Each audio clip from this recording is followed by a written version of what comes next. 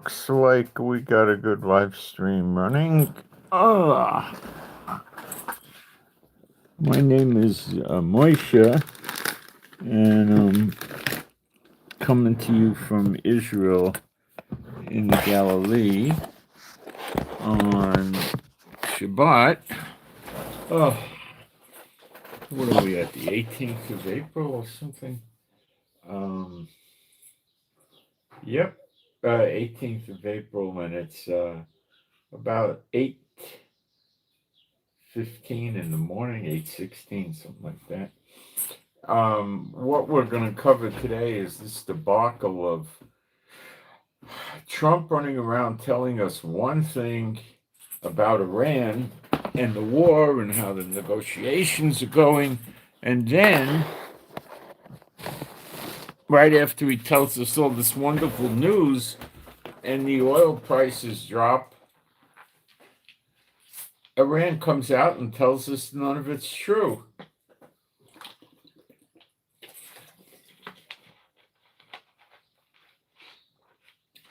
Then people run around thinking that Iran's lying about it not being true, and Trump's telling the truth. No, he's not. He's not telling the truth, no.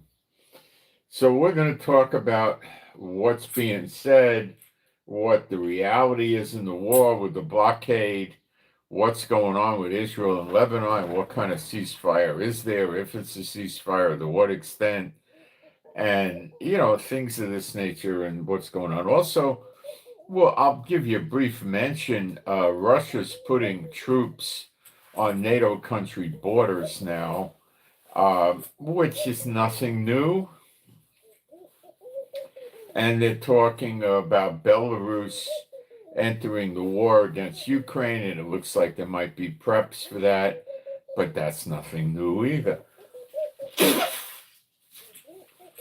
So let's remember that the end times events are going to be tied to Israel for the very large part, except for the daughter of Babylon. And let's not go chasing what's going on in Asia and Europe too much. We need to know about it, but we don't want to dwell on it. We don't want to put our focus on that because it's probably not going to bear any prophetic fruit. If that's not really correct way of saying things, but it's not going to take us into prophecy or fulfill prophecy, I should say, whatever. Okay.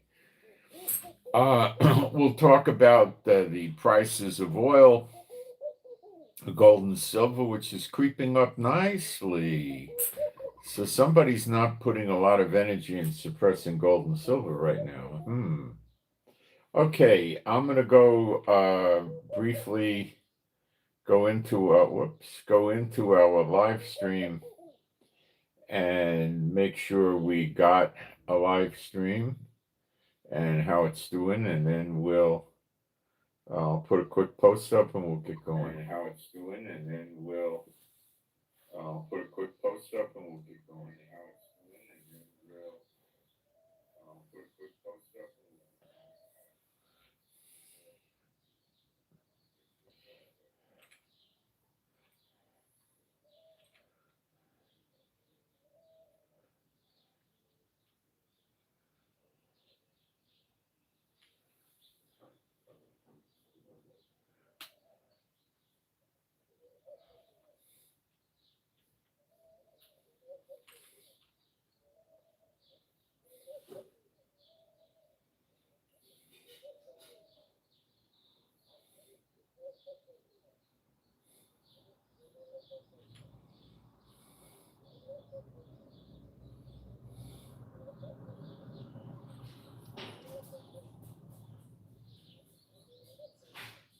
I'll be done right away.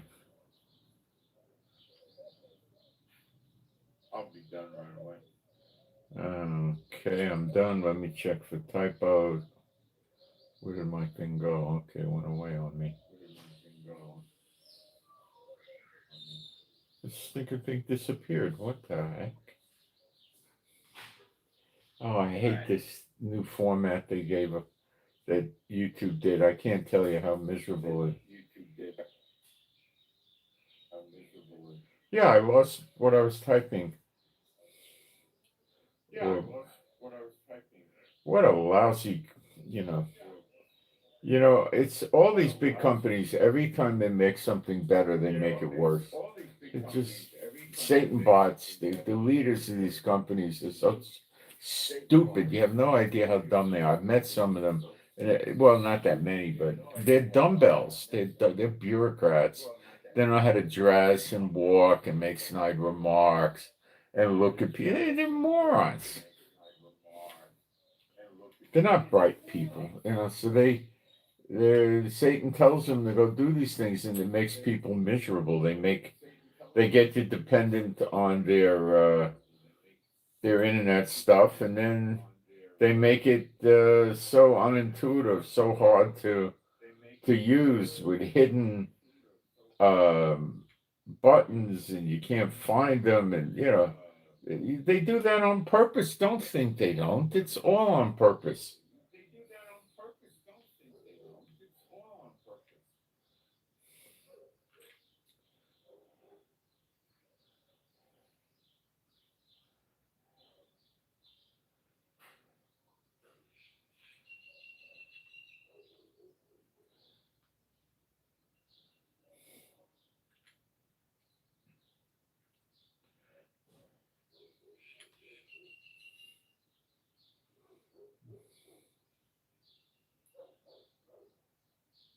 All right, I had to put it up to check for typos before it got knocked off again.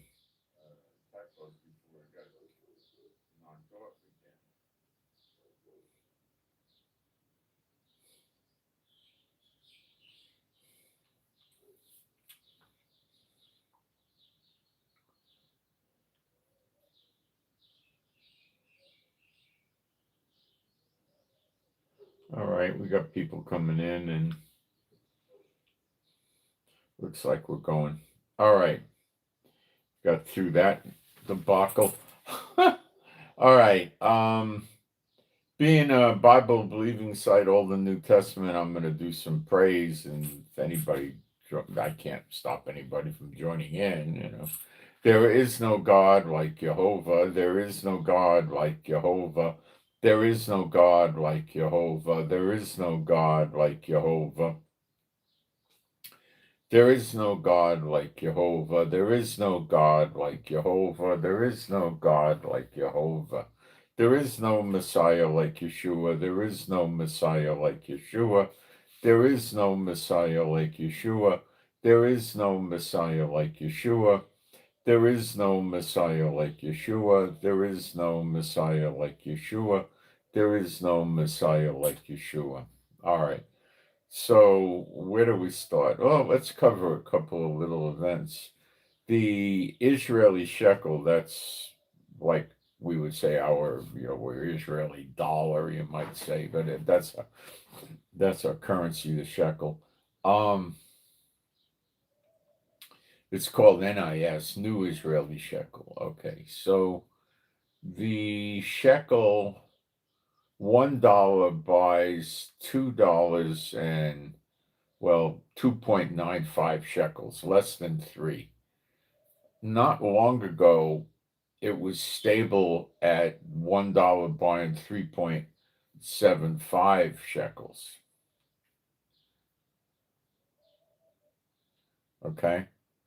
Now it's gotten, the dollar's gotten so weak against the shekel, which isn't really the case, because the dollar hasn't gotten that weak against the euro or the pound sterling. It's not that bad at all. So it's the shekel's going up and the dollar is it has gotten somewhat weak, and it's getting the disparity is incredible. This idiot thing just flashed. I mean, it's unbelievable what they do, and don't think it's just accident. It's satanic. Satan gets them in this area. A screen just popped up. I turned on the phone. I'm doing it on the phone. I still haven't gotten the iPad. I'm doing it on the phone, and I turn it on and it gives me a pop-up. Oh, you got to do the update. Well, the update's going to be worse. It's not going to get better. All the updates usually are worse in my book. I mean, every now and then, I don't bother with them. If I can avoid them, I avoid them because I don't know what they're going to do. Right now, I'm using this for broadcasts. I put the update on. I don't know what'll happen. They're crap. They do these things on purpose. It's Satan. These are Satan people running these things. Don't kid yourself. So what happens is this pop-up jumps up while I'm doing the live stream and blocks the live stream and cuts it off. Can you believe they have the guts to do that? Can you believe people put up with it? They don't take them to court and sue them. You pay for their device.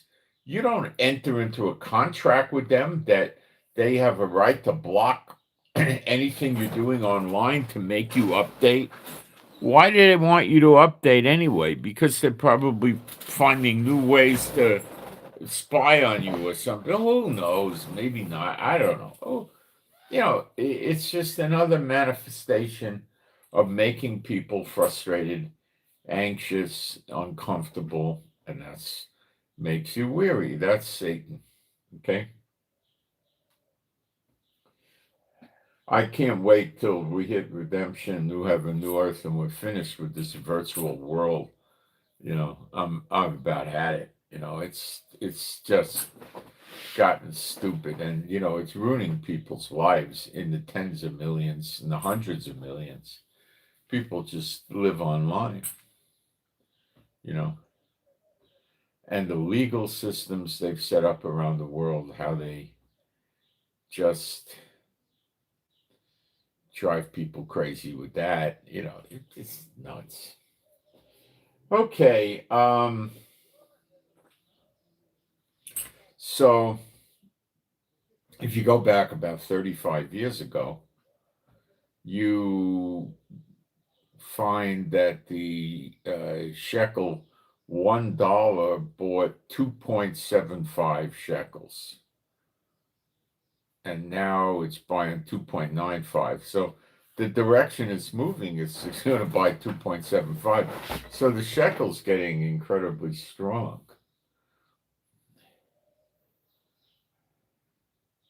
It goes against me because most of my funds come in dollars, so it hurts me. Okay, we've got a prayer request, one prayer request today. I'll do the prayer requests, and you guys can agree with it if you're a believer. Okay, my Heavenly Father Jehovah, I pray for CC Charlie to get this housing that they applied for. B'Shem Yeshua HaMashiach. Okay, you can agree with that. CC to get some housing that they applied for. They're waiting to get the response, and they're for the whole family, and they want to get that. Okay.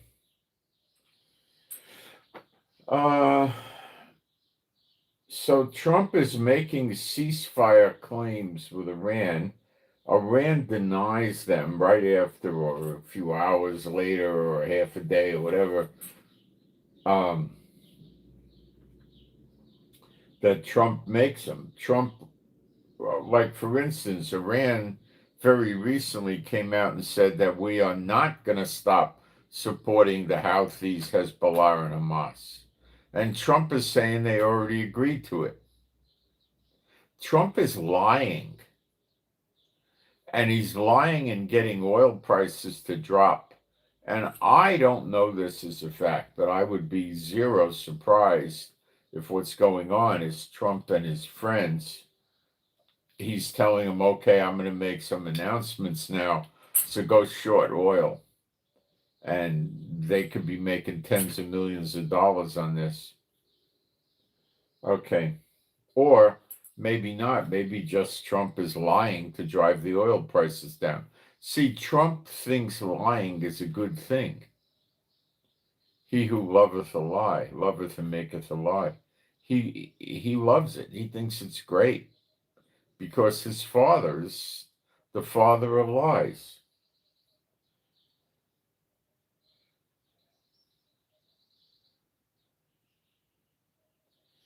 The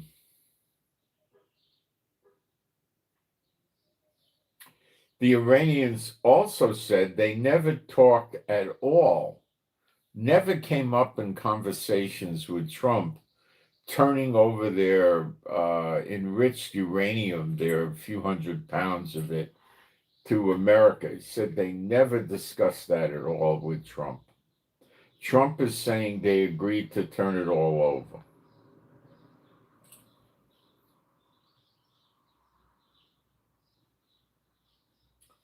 How do you deal with Trump when he behaves this way? What is this? Iran has told the mediators, which would probably be the Pakistani guys in Islamabad. Iran said that they're going to be meeting in Islamabad, Pakistan on Monday with the American. That's what Iran said. I'm still waiting to hear what America says. Today's Saturday in Israel, in the Middle East, so we'll see. There's still time.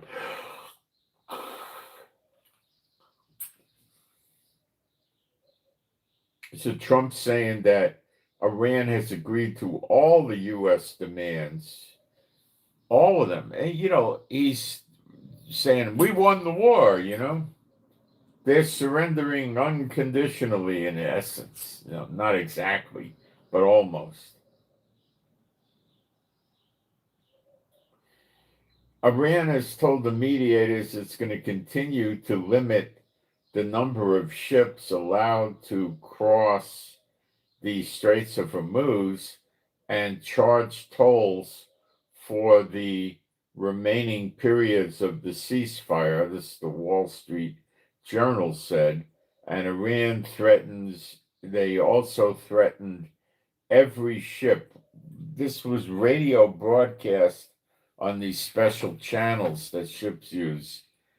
They said that they'll fire on any ship traversing the Persian Gulf, I assume, without their permission.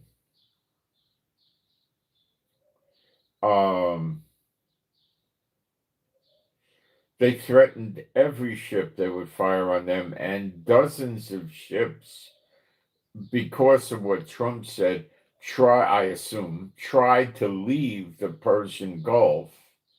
And again, dozens of these ships turned back to remain in the Persian Gulf, still stuck in the Persian Gulf.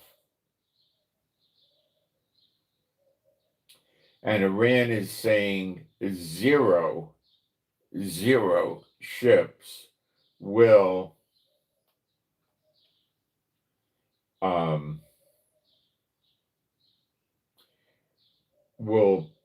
pass the Persian Gulf. Okay, they're stopping it altogether, they're saying. So I don't even know if they're going to let ships pay tolls and go through. They probably will, but it's vague right now if they'll let any or they just want everything stopped. Probably they'll let their buddies go through. Okay.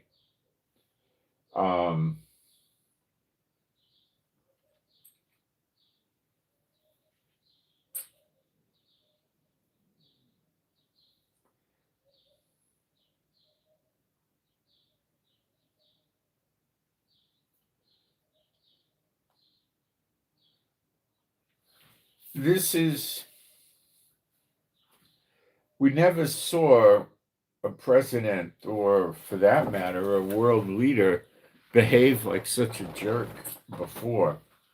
I mean, this is pure jerk behavior. I don't ever recall anything like this. Normally, what you see is a president of the United States keep his mouth shut. When there's negotiations, he doesn't talk about what they're talking about till it's over. And then they would, the document, the peace treaty would become, go on the record. It'd be public and they'd get published. That's what they do. So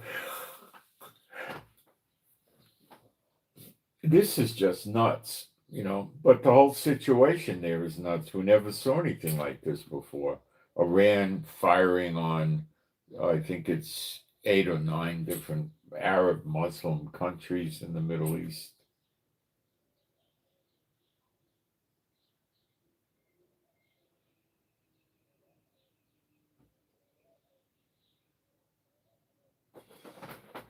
When you get into the ceasefire with Lebanon, let me tell you something.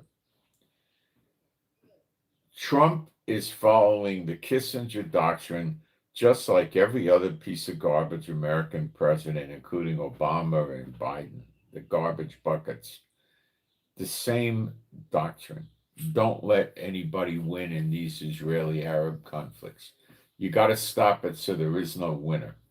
And of course, that leaves the enemies of Israel left to attack Israel again another day, doesn't it? Of course it does. And that's what he's done in Lebanon. And he's actually made a ceasefire with the Lebanese government. And he's saying, well, I've commanded or I demanded or I ordered, whatever, Israel to stop bombing Lebanon. And they don't have to. Why should they? We'll take care of Hezbollah. We'll disarm Hezbollah. He's talking like that. Has he disarmed Hamas? No. Has he promised publicly like 4 or 5 times that Hamas got to disarm or they're going to get dead? Yes. Has he fulfilled his promise? No. Do I think he will? No. Do I think he will fulfill his promise to demilitarize Hezbollah? No. Is it possible? I mean, a real emphatic no. Hezbollah came right out last night or in the evening and said, we're not disarming. You can go forget that. That's what Hamas is saying. And Trump doesn't do anything about it, and he's not going to do anything about it. Believe me. So he's keeping our enemies alive to kill us again another day. Just like Obama, just like Biden, just like Nixon and Reagan and all the others. The same thing, okay? Is Trump different than the other presidents? Yes, he is. But he's still sticking to the same, I hate the Jews. He needs the Jews, and that's it. Now, what if you're going to take Trump's side, what you might start to think is, well, he dragged Israel into the fight to help him against Iran because Iran was trying to get people to stop buying oil on the dollar, and that was the real purpose of this war, by the way. And they didn't want Iran running the Middle East because they would dominate Kuwait, Bahrain, Qatar, UAE, Oman, Saudi Arabia, and Iraq, and they already got Yemen, and they got Iraq, and they got Yemen, and they'll just play with the oil prices and crush the West, if they can, and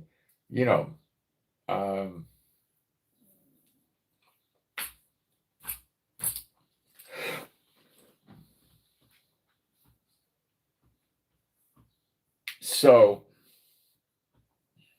it was a big threat to America. But Biden, Biden was good enough to go stop on the road with the Secret Service, go into a Baskin and Robbins and have an ice cream cone and talk to people in the store. He was able to manage that sometimes. He did have a lot of trouble getting off stages. He did make a lot of mistakes speaking. He was not exactly presenting as somebody in good mental condition,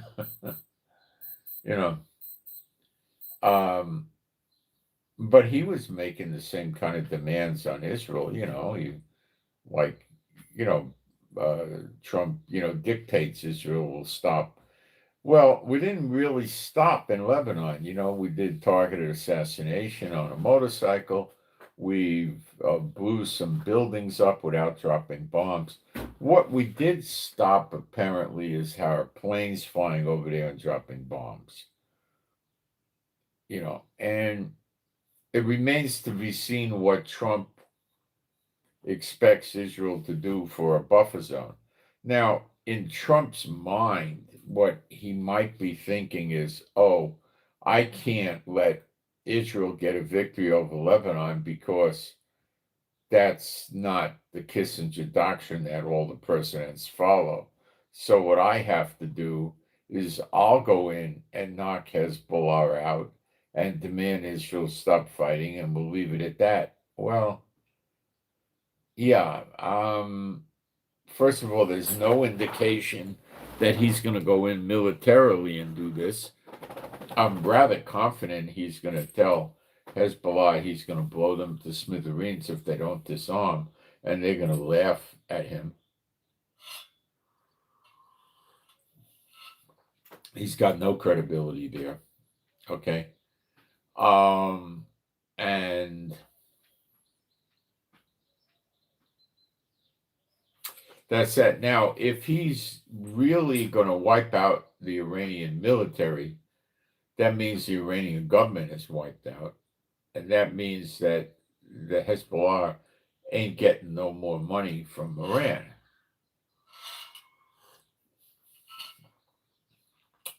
Does that put Trump in a much, much more advantageous position to get Hezbollah to disarm? Doubtful. Again, does it put Trump in a good position to get Hezbollah to agree to not attack Israel unless Israel attacks them first? That he could probably do. But you're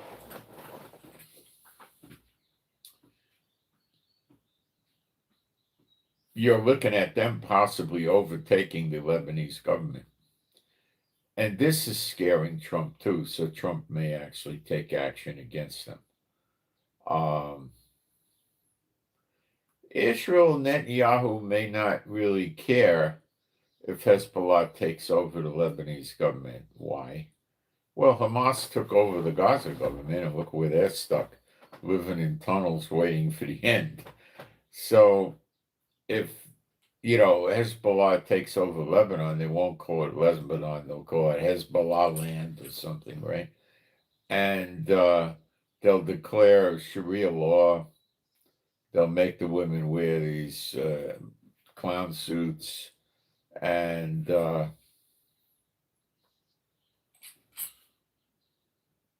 they'll ban everything, The people will hate them, and then the kettle will boil over, and Israel can come in there and finish it off without a lot of bad publicity from other countries or diplomatic measures or whatever, because they're going to see what Iran did to the people. Women's rights are out the window. Human rights are out the window. Executions will rise.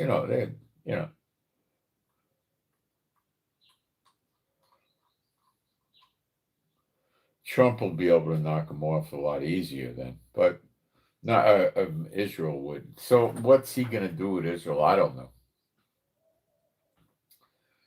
Netanyahu didn't like this. Trump was saying the peace with Lebanon and Israel was what he used to get the Persian Gulf opened by Iran. Well, my understanding is why Iran is threatening the ships again is not based on anything involving Israel and Lebanon. It's based on Trump continuing his blockade, because previous to that, they threatened that if Trump maintains his blockade, they're going to do their own blockade, plus have the Houthis blockade the Red Sea, which is probably going to happen in the next few hours or days.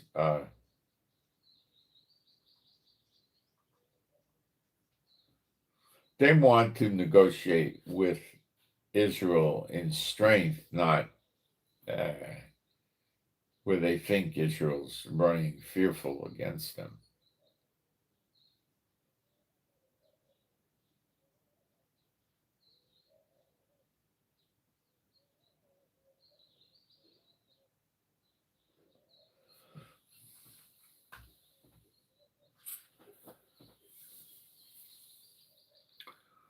So Trump's got egg on his face. Now you're on the weekend. So Trump pushed the oil prices down on Friday. He does this a lot on Fridays, later in the day. So the prices later in the day, Friday was stock trading, futures, commodities, is after lunchtime. A lot of these people, the wealthy people, I'm not talking about the traders, talking about the wealthy customers, the people that got money that like to play these markets. They don't trade after lunch on Friday. A lot of these people have a weekend house. Now, talking about people that are millionaires, they're not worried about some doctor that makes $300,000 or $400,000 a year, and he has 80, 90,000 or 190,000 in the market. That's irrelevant. They're worrying about people that got millions in the market, not the trust funds and the hedge funds. Those guys work around the clock. They don't get caught off guard, okay? But a lot of these other people, they own a business. The guy has a plumbing company. He sends 20 trucks out. He's had it for 15, 18 years. He's got millions of dollars, this kind of a guy, a guy that owns 5 nursing homes. He's a multimillionaire, a guy that has, 3 or 4 hotels, a guy that owns 3 or 4 car dealerships, this type of person, I'm not talking about the chairman of the board of Ford or anything like that, These kind of people, they play in the markets, and they're millionaires, and they will often have millions in the market. Look, they want their money to make money. They put money in the bank. They don't get a good return, and they don't know what to do with the money. They got their houses, their cars, their furniture, their jewelry, their clothes, their vacations, and then there's money left over. They don't live like us. They're worshiping unclean spirits. So they get to live well for a few years, and then for eternity, which is longer than millions of years, billions of years, trillions of years, quadrillions of years, it just never ends. They're going to live miserably. That's why I tell you this. I don't know the right word. The least intelligent believer is way the heck smarter than the most intelligent person serving the unclean spirits. Okay? That's that. Okay? Because these people are falling for sucker bait that the devil gives them. That's it. It's sucker bait. They can't imagine eternity. They don't understand it. Okay? I've watched in the last, 25 years, 20 years, probably about 20 years, how the rich people are living longer, 90 to 100 years old. It's rather common. They make it to 98, 99. I know some of the things that they do, but I'm not current up to date. I'm up to date to the early 2000s, like 2003, 5, even 2010, okay, or 12 even. Right around there. I used to keep up on this. They have various hormone replacement therapy doctors, and I don't know exactly what they do for the men. I believe the women, I think it's estrogen and human growth hormone and a few other things. And for the men, it's essentially usually testosterone and human growth hormone, but they have other things they've added in, okay, other things, and they uh, they drag their people's lives out longer, and they work with doctors that are skilled in this, and they'll, they probably get their blood work run every 60 or 90 days, maybe sooner, and they get frequent checkups with these doctors. They probably spend 500 a visit. I mean, you're talking they're probably dropping at least 120,000 a year on this, okay? Like 10,000 bucks a month. And I don't know exactly what they're doing. Human growth hormone, a lot of people just took it for years and then stopped and then didn't notice the difference. The reason is they take what the doctors call a normal dose, which is 3.5, whatever they designate, milligram, I don't know, whatever it is, in a little syringe. They use it in a diabetes syringe. And the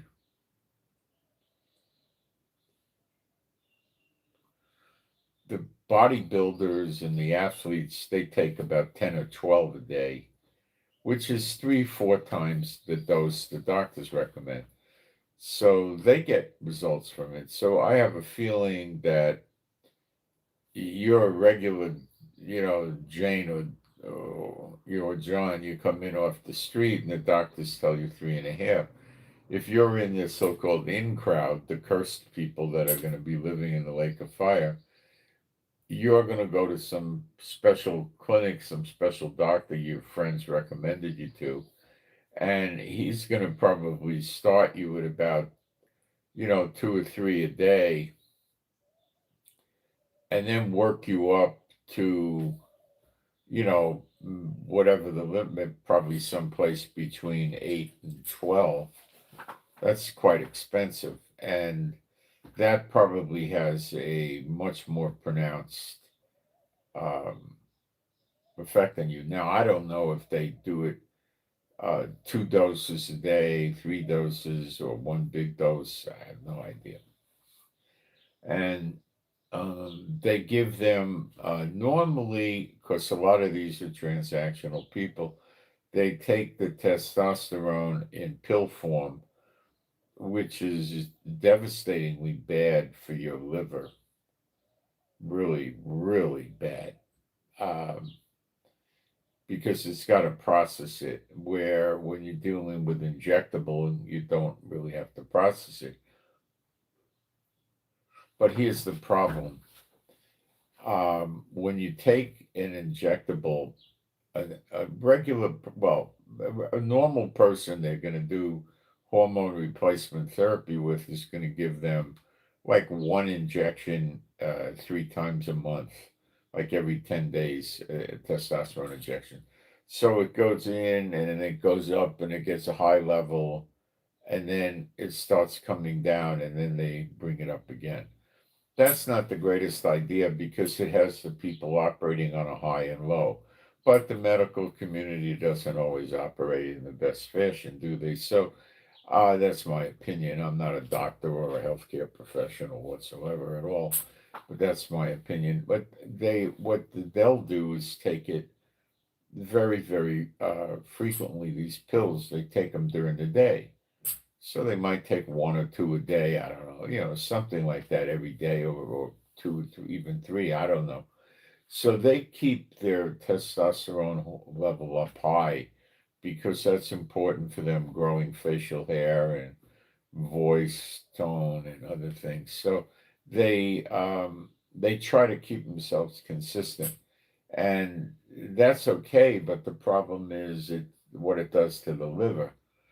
Now, I know there are herbs that are supposedly can help your liver, supposedly, and the doctors might have medicine for that, and they probably watch the liver carefully with them, and if something happens to the liver, I don't know, they probably have remedies for the liver, I don't know.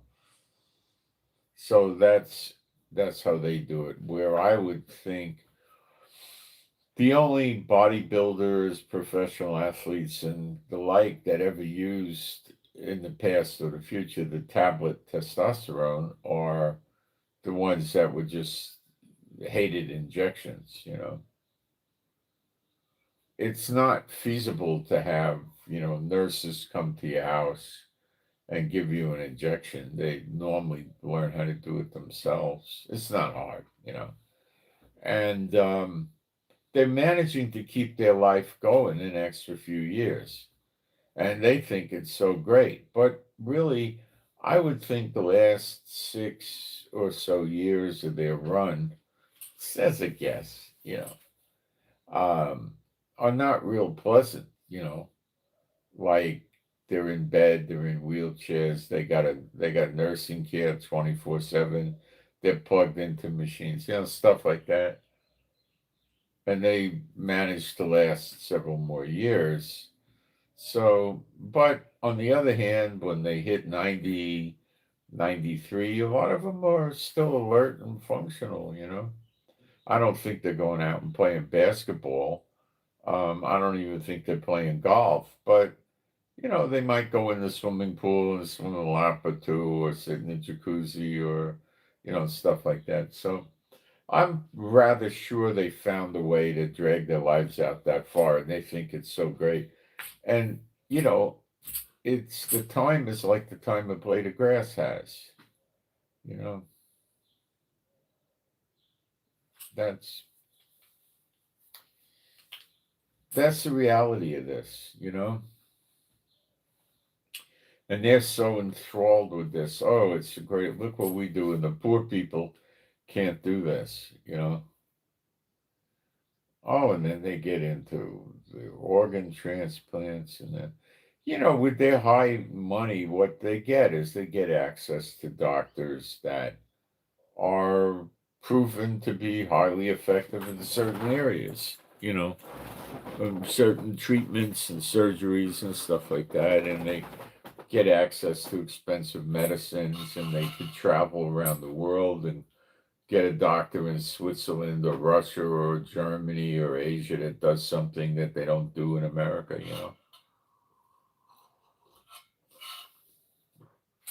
Great.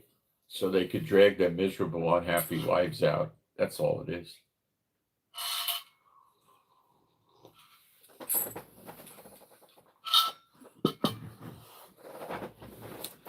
So that's, just something, because Trump has got some years on him and he's still kicking pretty good, isn't he? Playing golf and everything. That's, what is he, high 70s, something like that, right? So he's getting along pretty good. He's probably taking those life, what do they call it? I don't know. Life extension. I don't know what they got a name for it. I don't know. So Trump is essentially leaving our enemies around to play again another day, which meets prophecy. I covered that yesterday. So Trump is fulfilling the prophecy. He doesn't know it. He thinks he's being mean to Israel.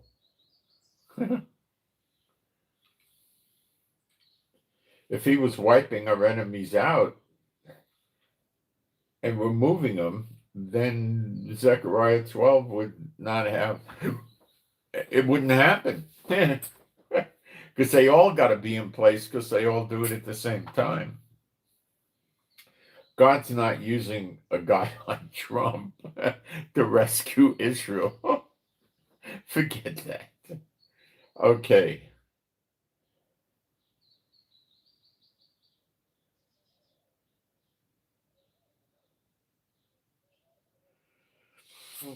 Um, the large amount of military equipment and soldiers that Trump is moving into the area makes one, if you're going to disassociate yourself from Trump's lying, um, you realize that he does seem to have plans to make demands of Iran, and if they don't comply, he's going to blow them up. And that's fulfilling prophecy, different prophecy. Jeremiah 49, starting in verse 34 to the end. Elam is Iran. And it can be parts of Iraq and Syria included, and it would also include Bahrain, Kuwait, Bahrain, Qatar, UAE, and Oman, because those countries, those names don't appear in the Bible.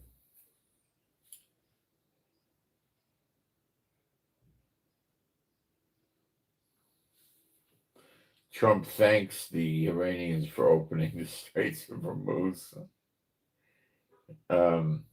So to close the Straits of Hormuz and keep the oil prices down, because he does this, it seems, every weekend. And then the prices creep up during the week, and then he does some other, shady lying, and it drives him down for the weekend. Okay, so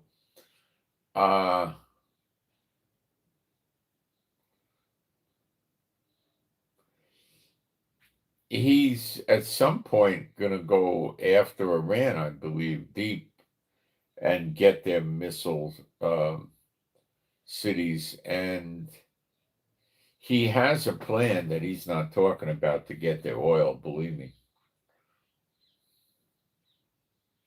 It won't work, though. You can't go against prophecy. Only for a little while, maybe something would happen, but not for reality, no. Not for long-term reality. He said the deal was Lebanon in exchange for Hormuz. Well, the Iranians could likely turn around, and the next statements they'll come up with is, well, Israel's breaking the ceasefire, so we broke the ceasefire in Hormuz. But I don't think they're not playing that card. They're playing the card of Trump's a liar. We never said it. Because they started their campaign against Trump with their nuclear material. We never said anything about nuclear material to this jerk, And then it expanded from there, showing Trump's lies.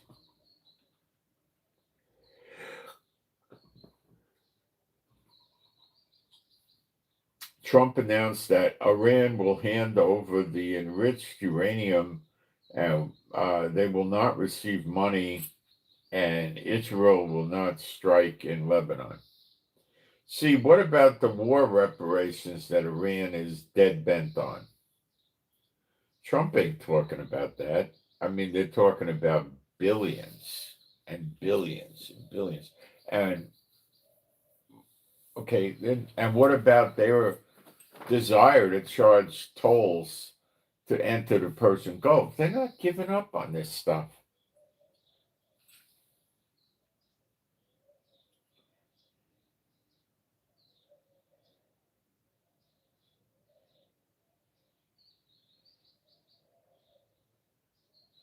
And Iran wants sanction relief. They want no sanctions. They want no snapback sanctions. Even though they did these wrong things, they don't want to suffer for it.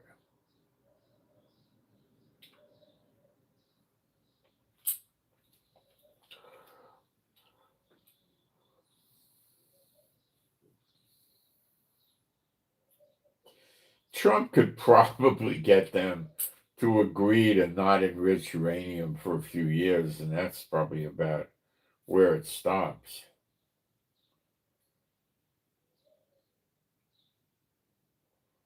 But they are probably still going to want more reparations.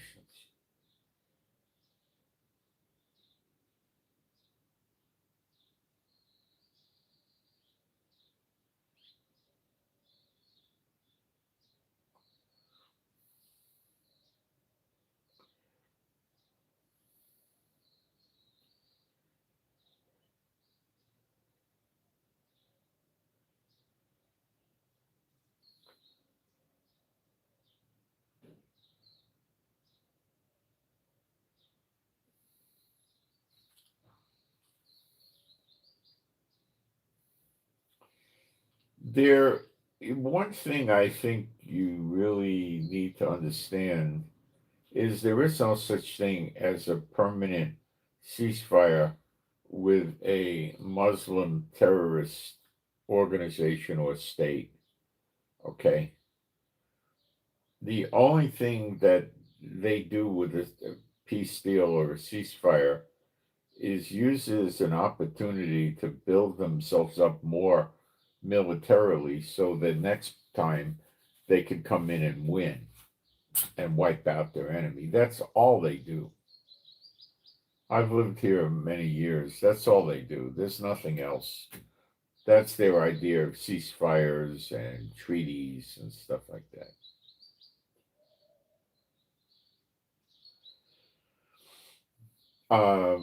Lindsey Graham is saying that, and I even heard Trump mention it, that the putting, controls on how many ballistic missiles they could have, and, Trump's interested in that.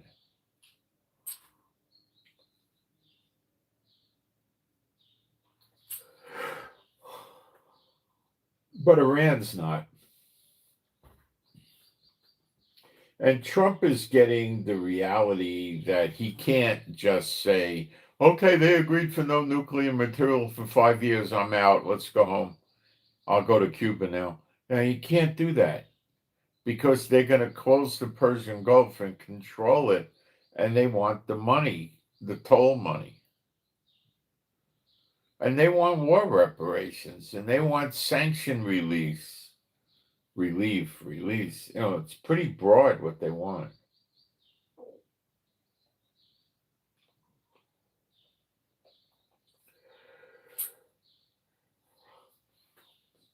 There's a woman, I don't know what she calls herself. She was on YouTube, Iranian, I think she calls herself. And, she's saying, she's grateful to Israel and America, and she welcomes them to be in her country the way it used to be, and fellowship and trade with us. And yeah, there are Iranians that want that. There are.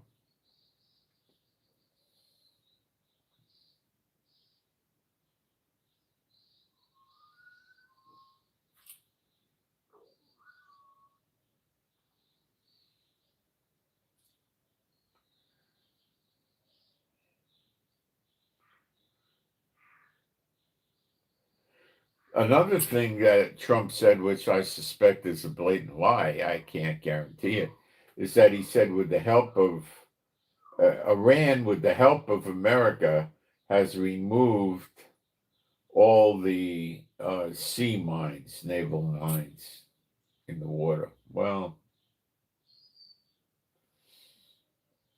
I don't know for sure, but it sounds like it's just something else Trump was making up.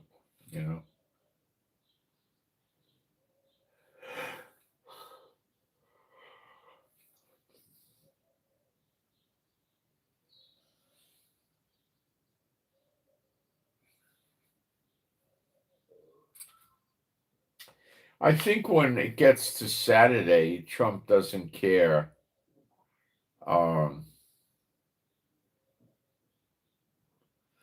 What happens? He wants his story out there on Friday, and that's going to stop a steep price drop.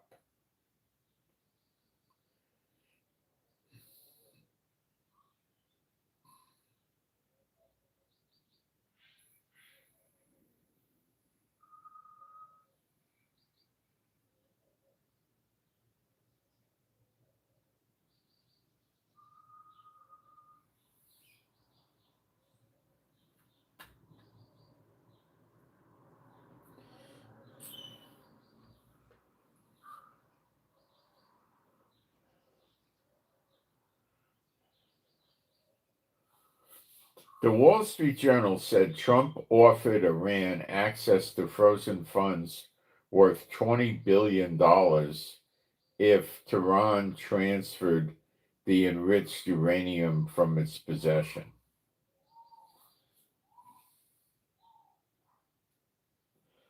That's the Wall Street Journal.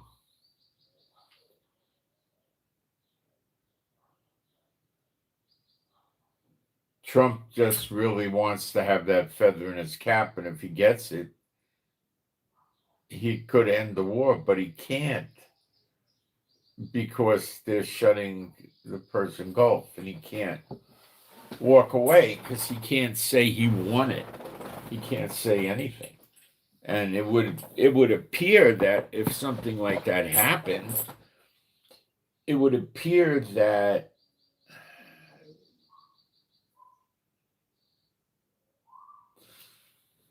they're going to enrich uranium anyway. But that guy Trump wants to give him $20 billion, and they're going to fill the coffers of the Houthis and Hezbollah and Hamas right away.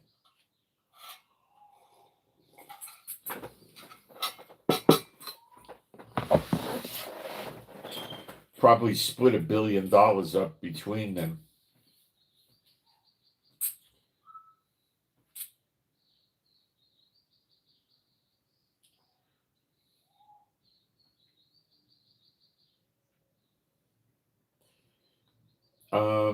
Let's talk about Canada a little bit.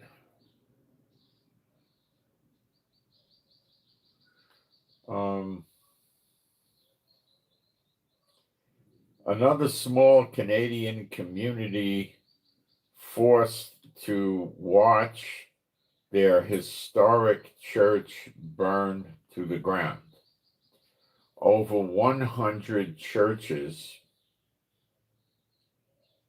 Hold on, I lost my place here. Over 100 churches have been torched since 2020. It was it's in 6 years now. Not a full 6 years or something, I don't know, but about 6 years. Canada's Christian heritage is being erased in silence. Where is the outrage? Well, the outrage is they got a lot of Quran readers up there.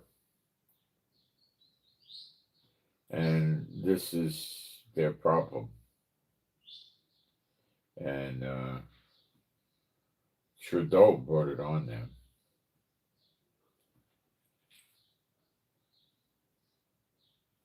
He disappeared, and you don't hear anything about him anymore, do you?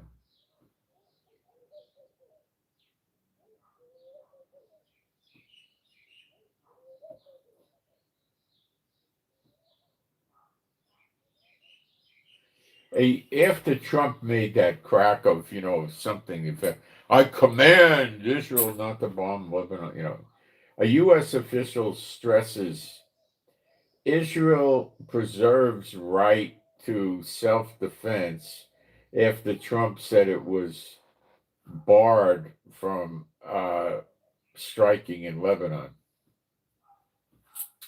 So Trump got a little carried away, and Netanyahu had a hissy fit, and so this guy, and it also endangered Israel with the terrorists, because if they really got to the point of believing that they were handcuffed and couldn't do anything, they would keep attacking us.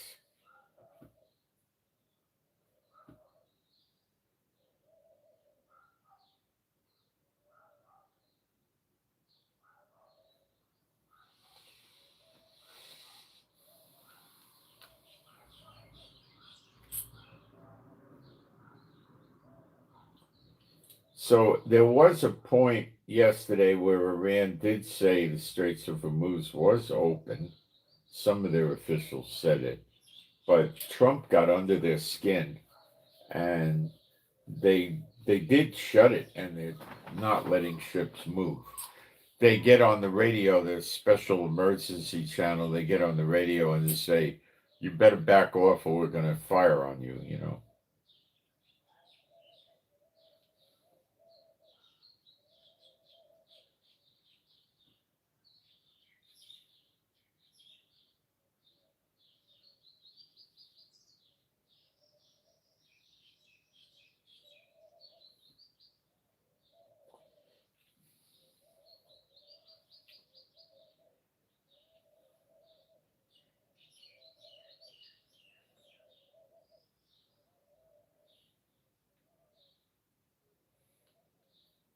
nobody has any pictures or surveillance, aircraft surveillance pictures or anything of any naval mines being removed. So I don't know about that. Maybe they don't know where to go to take the pictures. I don't know.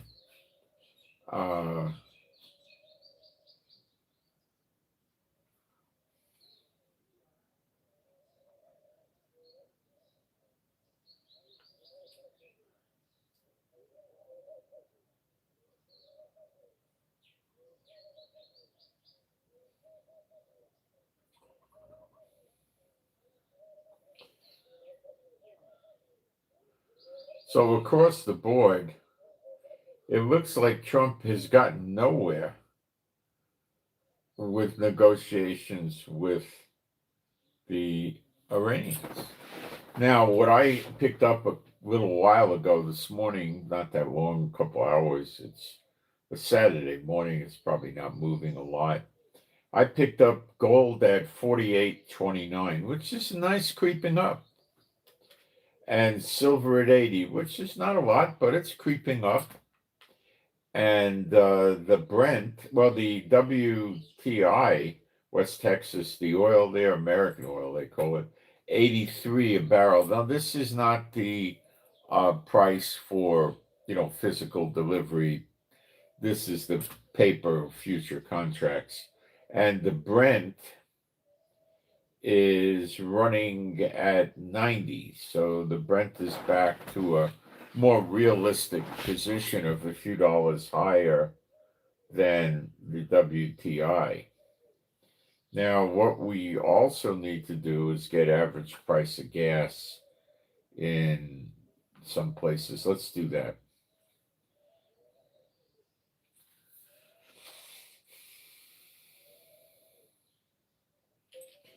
Average price of different grades of gasoline and diesel in North America, Europe, and Asia, and South America.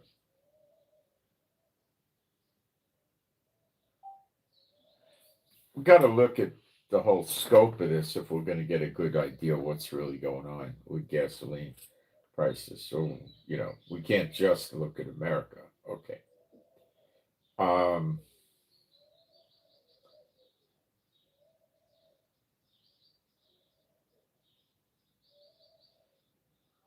North America, we're seeing,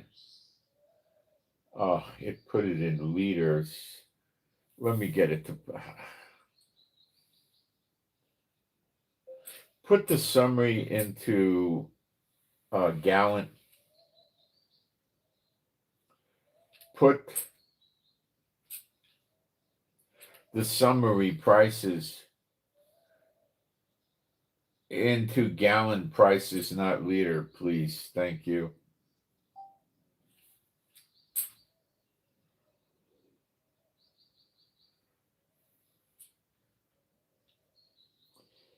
Okay, this is like a summary, I guess, like averaging. No, I have regional. Okay, regular gasoline in America, well, North America, is coming in at $5.61. I guess it's that high. And for premium, 6.45, and diesel 5.80. I didn't know it crept up that high. I'll check just for America after this in a minute.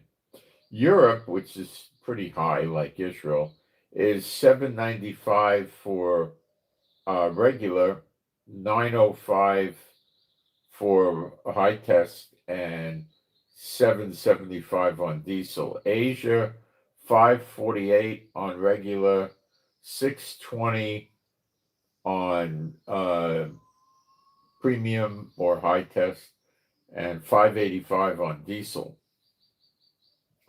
South America's holding out okay.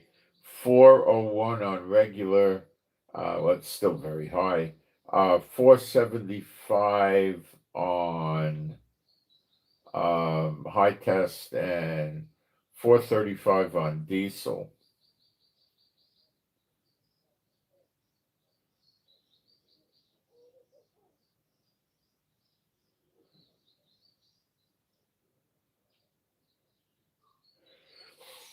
Just to give you some anomalies, Germany and France for regular gas are paying $8.10 a gallon. The UK currently averaging 7.65 US dollars per gallon for petrol and $9. Yeah, $9.30 for diesel. We're getting into critical mass here already. We're here. That's why Trump's trying to come up and sling the lies.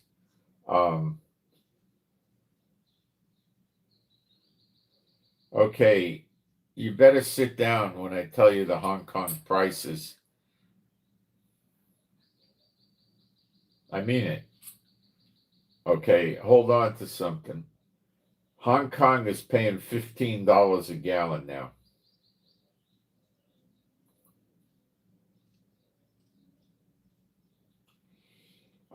Japan and South Korea are at $6.25 a gallon.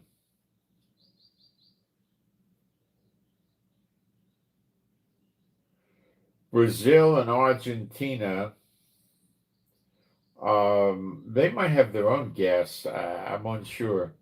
They're paying $4.15 and $4.90 for premium. So they're coming out okay on this. Let me get this summary of prices for the United States. Give me summary of these gasoline prices just for the United States as current as you could find it, hopefully today's prices, in gallons and US dollars.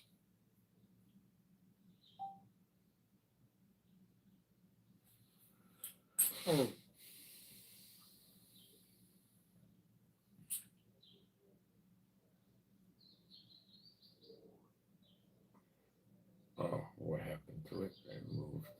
Where did it go now? I think I got it. Okay. This is just for the United States. So Canada and Mexico may have had higher prices. That's what did it. So no, America's not up that high. When I said North America, that's Canada and Mexico included. Okay. So what's happening is regular in America is $4.08 a gallon. The medium grade is $4.59, and the high test is $4.95, and the diesel is $5.60. That's if you're just running regular, it's not that bad.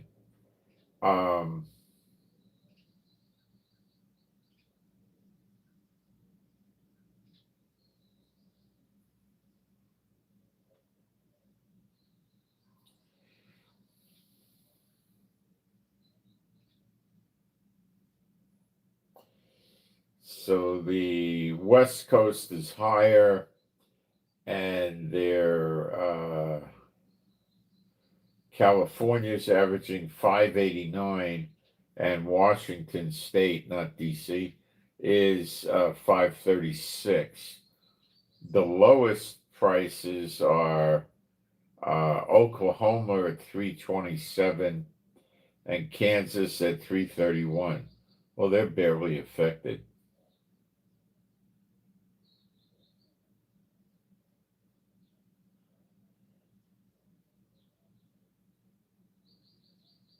We'll go through major city prices. New York, $4.16. I assume that's for regular. Chicago, $4.75. Miami, $4.11. Houston, $3.81. That's just a low. And LA, $5.92. Wow, that's probably one of the highest in America.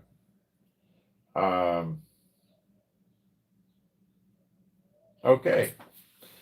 So that's a good look at the gas. So America is not in distress or of any great nature. You know, when you're in the $4, $4.50, $4.90, yeah, it's hurting people that are driving pickups and SUVs and sports cars or high-powered cars, but it's not killing them yet.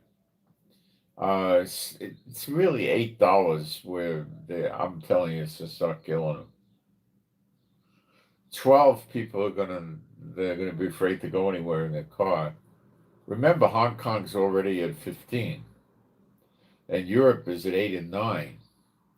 So don't think 12 is out of the question. Okay? Don't think that. And that's what Trump's afraid of. And that's why he's lying and doing this, and he's timing it with the market closure. You do it on Friday, and you got a lot of trading because they trade around the world on the weekends and stuff. And then the people are going to come back to work Monday, and then sometime Monday, they're going to have time to look at what's going on and try to figure out where they think their best positions are going to be.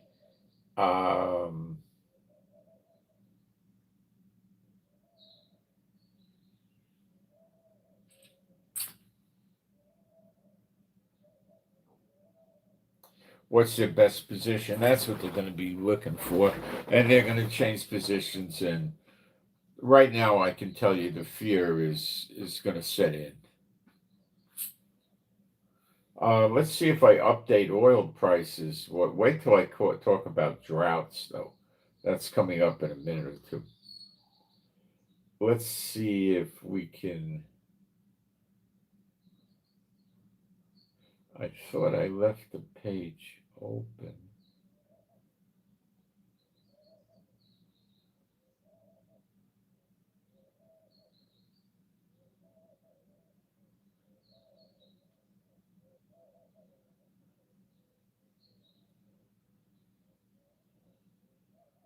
I do have it. Let me refresh it, see what it says.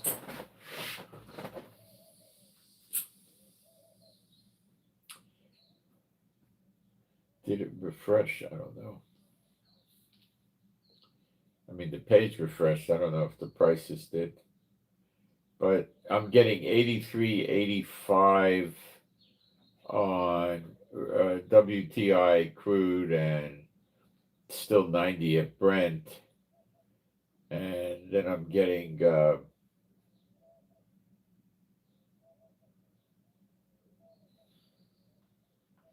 natural gas is 267, but I really don't know how to price that, so I have to learn that one. I never messed with that one.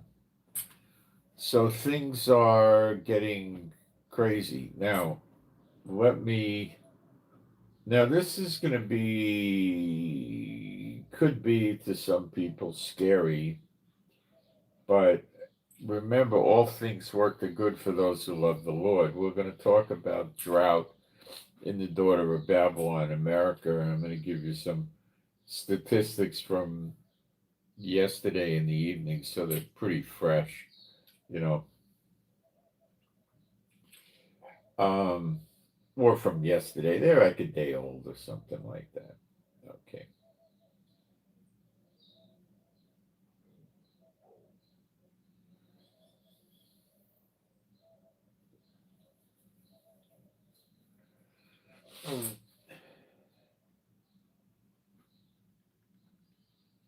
I'm going to give you the breakdown of the drought in the United States, which is the 50 states plus Puerto Rico now.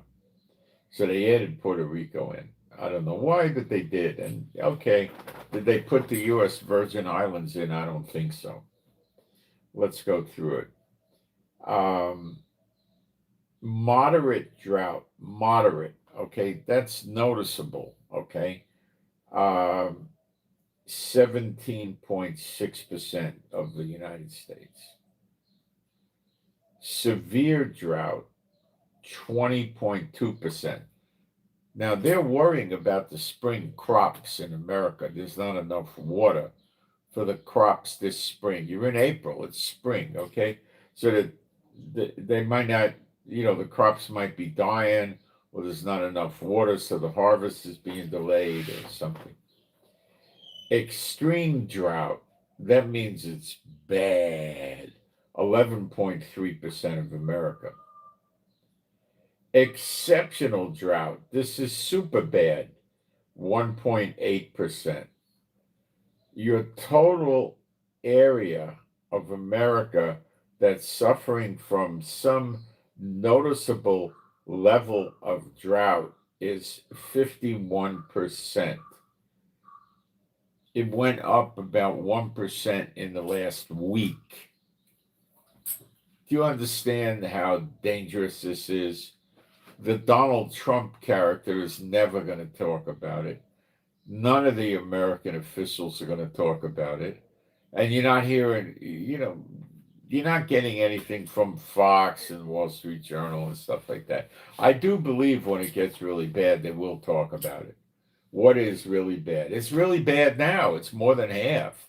I mean, when it gets to 6%, it's approaching the end. Okay. Now, before you think there's nothing to this, I want to read you a scripture. Jeremiah 50, verse 38. A drought, this is daughter of Babylon scriptures, Jeremiah 50, 51.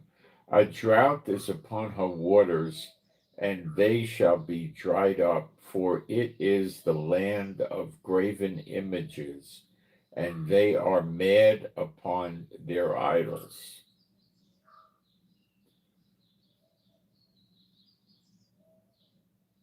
There's more. Jeremiah 51, verse 36. Therefore, thus saith the Lord, behold, I will plead thy cause, speaking to Israel, not America, and take vengeance for thee, and I will dry up her sea and make her springs dry. The sea would be the lakes. Make her springs dry.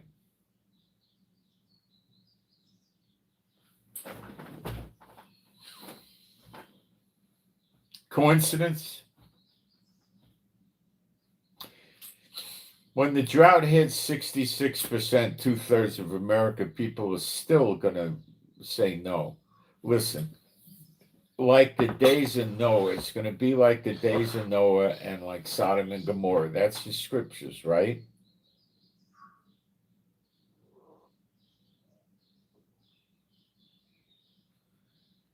In the days of Noah, did they believe? Noah's name is Noah, by the way, but the sound, the chet sound, they can't produce. They can't make it in English, so they say Noah. It's Noah. But anyway, we'll say Noah. We'll make life easy. Okay, so did they believe him? No. No. Did they believe him until it started raining? Yeah, they believed him when it started raining. But that, would be time you'd sing that old song, This is the end, this is the end, my friend, it's too late when they believe. So they're not, it's the same thing today. They're not going to get it. You're not going to get through to them. They're not going to believe it. They're not going to, until it's over, they get burned up.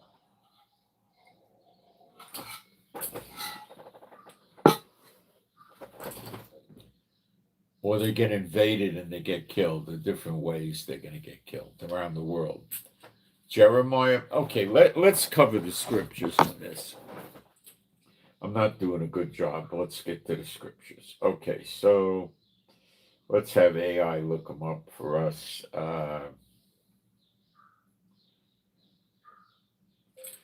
King James Bible verses with the words like the days of Noah, or words to that effect.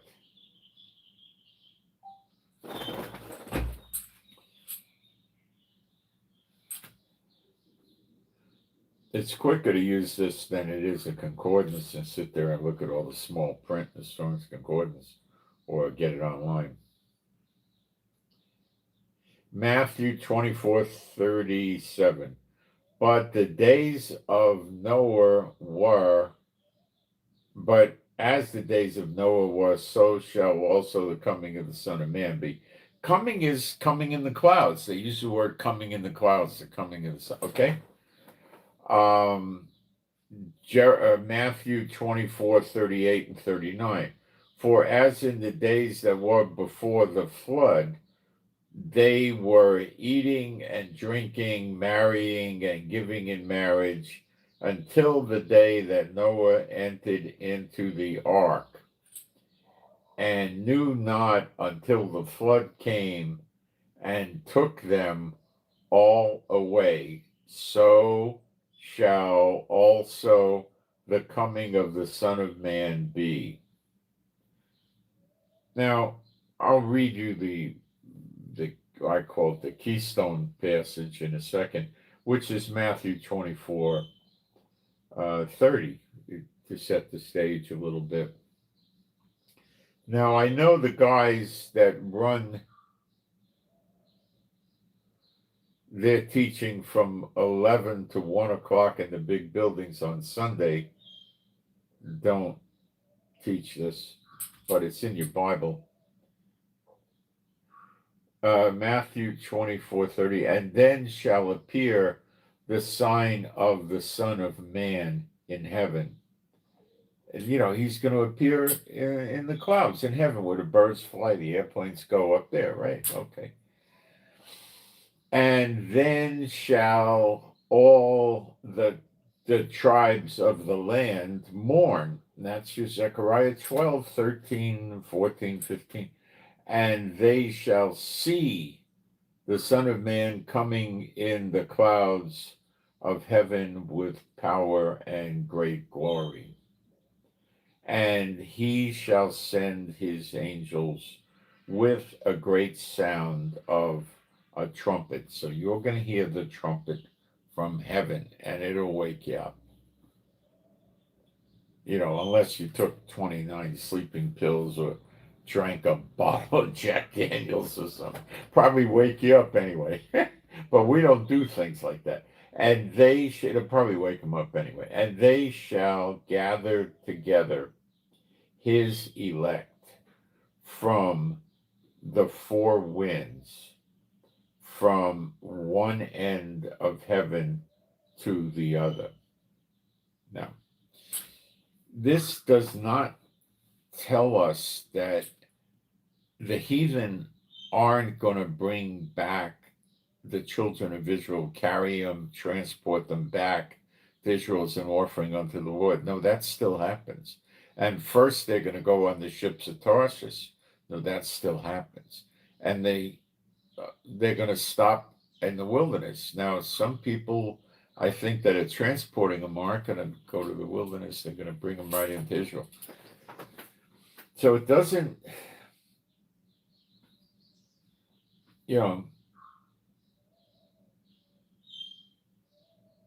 it doesn't mean you're going to get supernaturally, a half a second later you're in Israel. First, you're going to stop in the wilderness. So it doesn't mean that. Now, it goes on in verse 32. Now, learn a parable of the fig tree.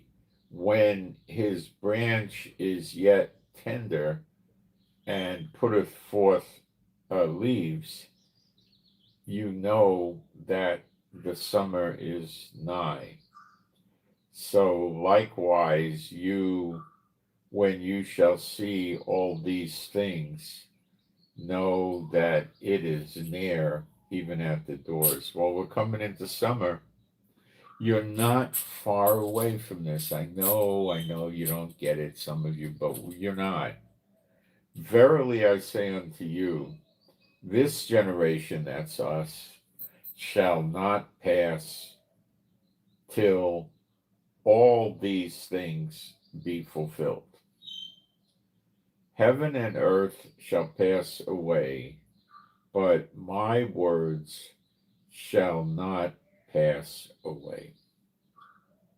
But of that day, Zechariah 12, that's the day of vengeance. And that's the same day that Yeshua appears. But when he appears, I think we shifted into redemption, or that's the pivot into redemption. But I think the day of vengeance is in both the recompense period and the redemption period. It's the divider between the two.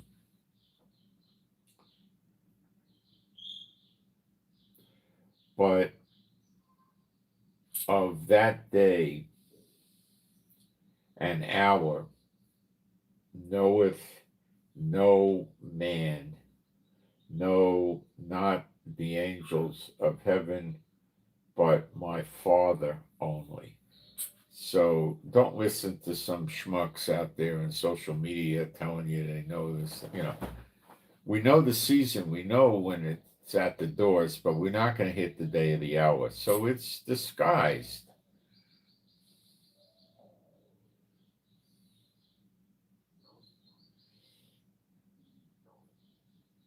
Now I'm in verse 37. But as the days of Noah were, so shall also the coming of the Son of Man be. For as in the days that were before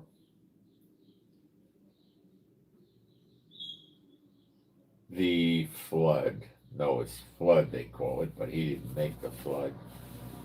They just refer to it that way.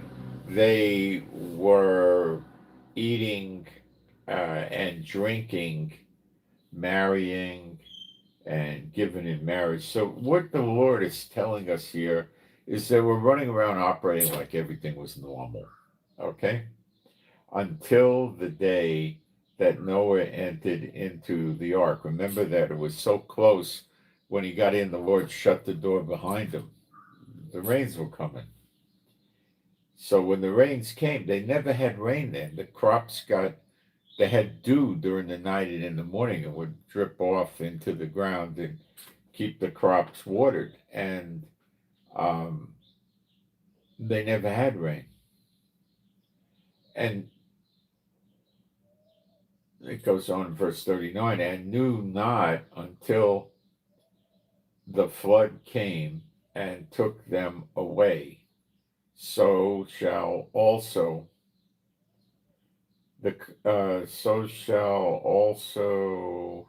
the coming of the Son of Man be.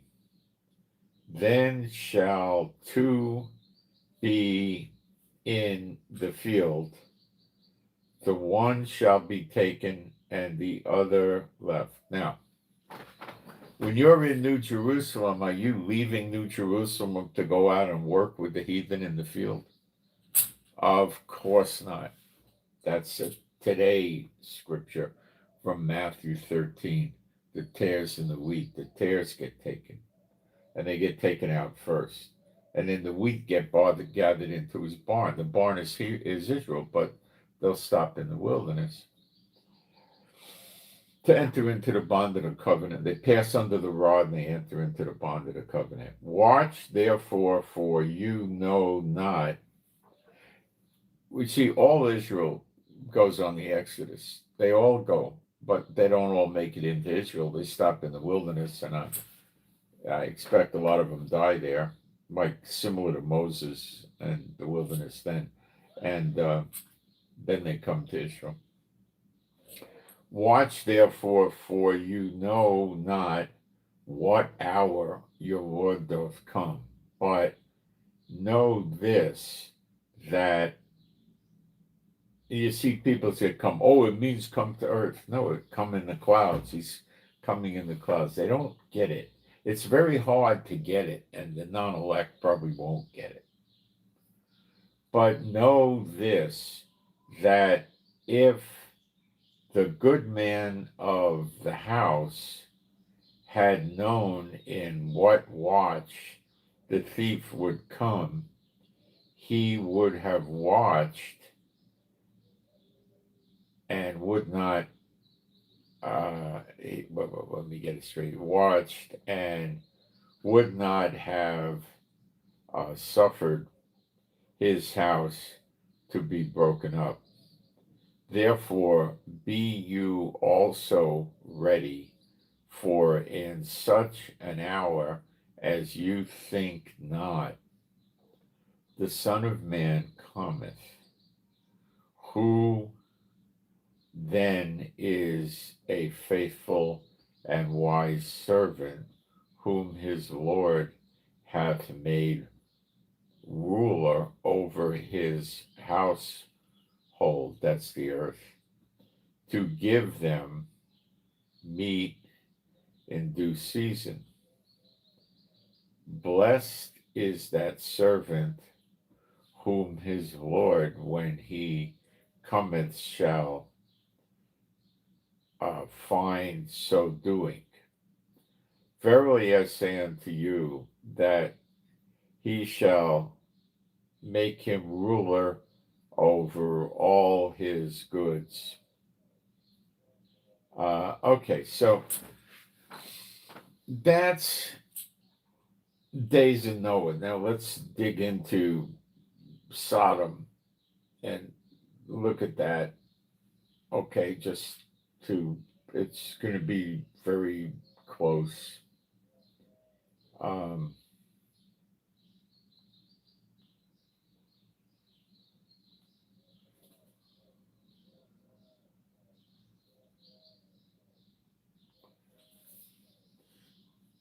It didn't give me that. Sodom, I'll get it now.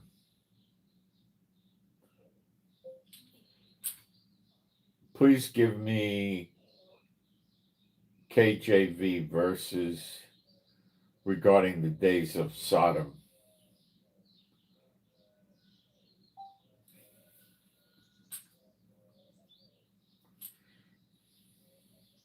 Luke 17:28. Likewise also as it was in the days of Lot, that's Sodom. They did eat, they drank, they bought, they sold, they planted, they builded. But this is verse 29. But the same day that Lot went out of Sodom,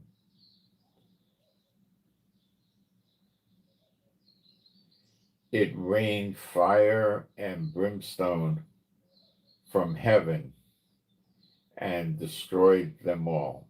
That might have some relevance because the trouble started when Noah went on the boat. That means he went out from them.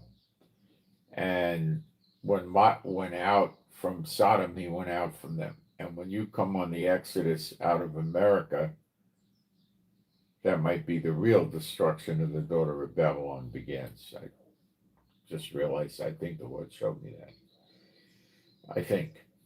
I believe he did. Okay. But, it'd be very difficult to put the whole thing together because it's building up now. And there's bad stuff happening in America now. And, I think before there's the real bad stuff, you'll get out. Even thus shall it be in the day when the Son of Man is revealed. Now, that's the appearing in the clouds. That's not him returning to earth to live here for 1,000, well, more than 1,000 years. But that's Luke 17:30.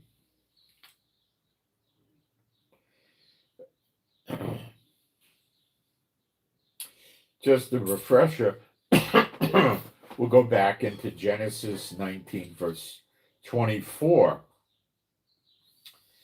Then the Lord rained upon Sodom and upon Gomorrah brimstone and fire from the Lord out of heaven. Next verse, 25. And he overthrew those cities and all the plain and all the inhabitants of the cities and that which grew upon the ground.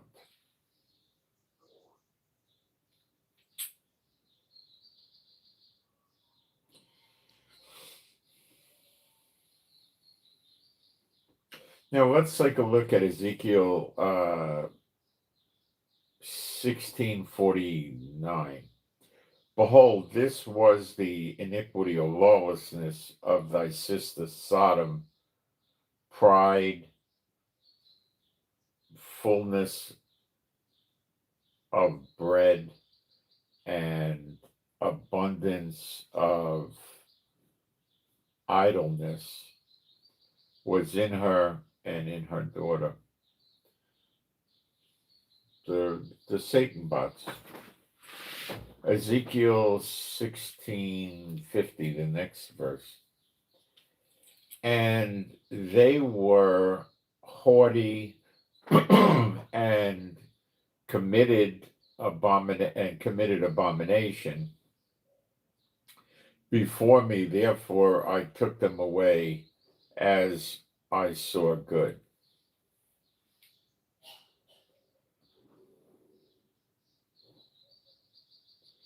Reminds me of transactional folks, huh?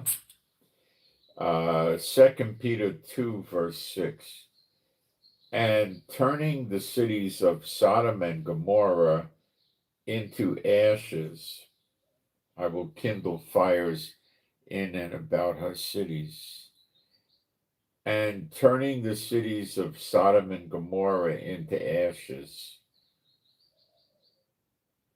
condemn them with an overthrow, making them an example or ensample in Old English unto those that after should live ungodly. It's showing you what happens if you try to live like them. But the whole world's like Sodom now, pretty much. Even, Jude 1, verse 7.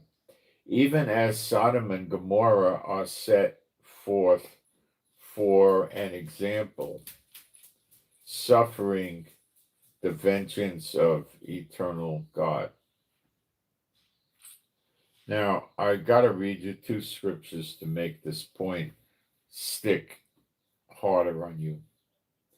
And, I know that this isn't discussed on Sunday from 11 to 1 in the buildings. Isn't that when the people go to the churches? Oh, let me look it up. I think it's 11 to 1. It could be 9 to 11. I think I used to go 9 to 11. Let me look it up. Is the most popular time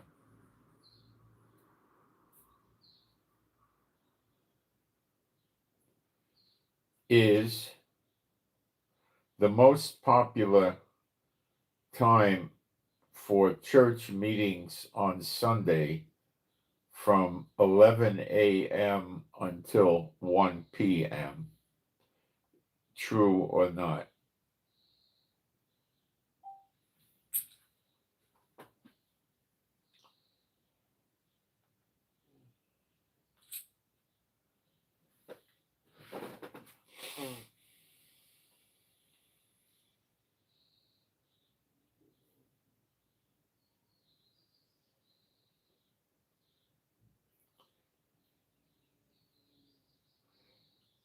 No, they probably run to about 12:30 or something like. Okay, I got it pretty right.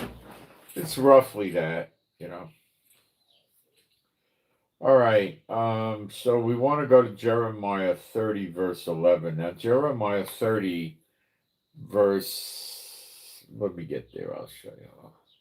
This washes out on me so bad with my eyes. It's hard for me. I can't wait to get that next iPad, but it's sure dragging out. Probably due to the war, and they have very few people delivering. Jeremiah 30, verse 11.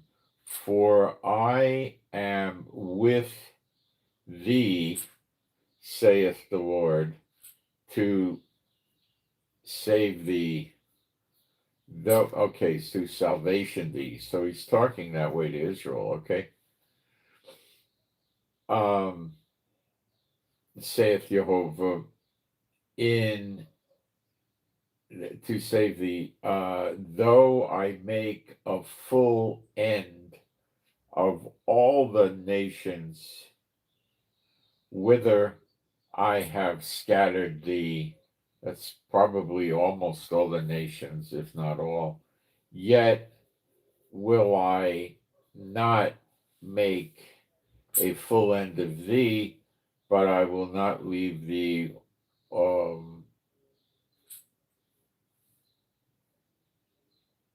wait a minute. I will correct thee in measure and will not leave thee altogether unpunished. Now we go to Jeremiah 46, verse 28.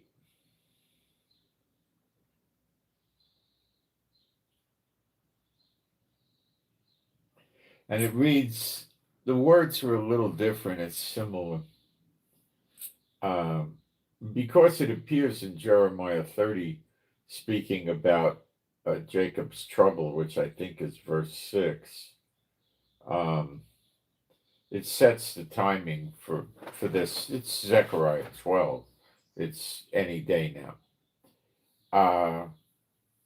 Fear that now destroys the nations doesn't mean it kills every single person, okay? Fear thou not, O Jacob, my servant, saith Jehovah, for I am with thee, for I will make a full end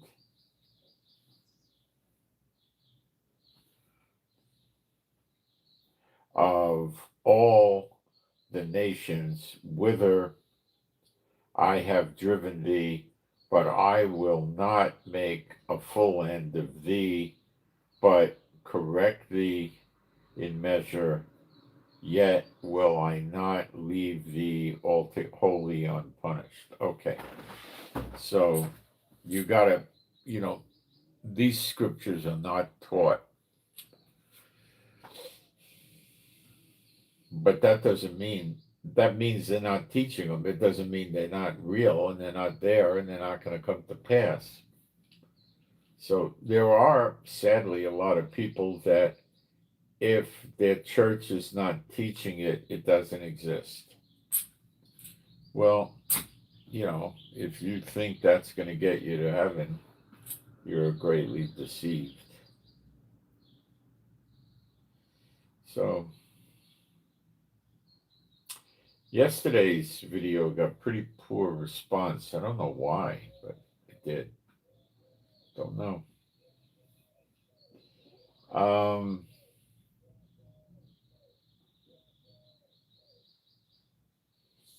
Get back on my notes. There was something else I wanted to cover with this.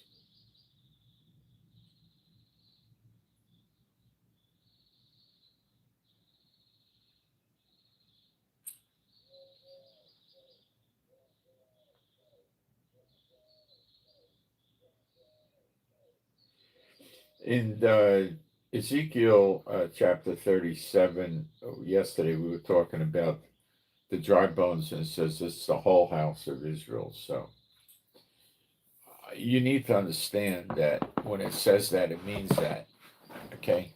So God's giving them a chance because he stopped up their ears and blinded their eyes, lest they turn to him and receive the gospel in Yeshua and get saved. So he wanted them to have the full punishment, with the exception being a small remnant that was always walking with the Lord from Israel during this 2,000-year punishment. Okay, that's how I see it. Now,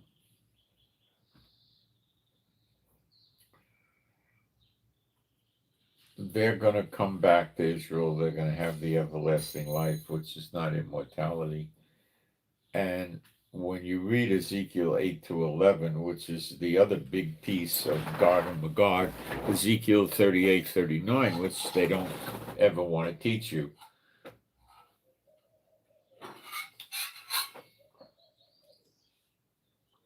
Because it says right there in Ezekiel 9 that there's an angel that comes and puts a mark on the forehead. A mark is probably a signature, God's name, probably, on the forehead of those that are grievous of the injustices being done in Jerusalem.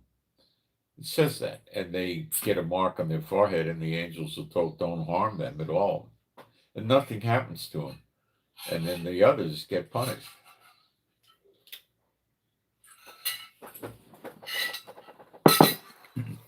Nothing happens. So they don't want to go around preaching you a doctrine that's good news. that if you're serving the Lord, nothing's going to happen to you during this thing. They want you to think you're getting your head cut off and stuff like that. They're goners, So,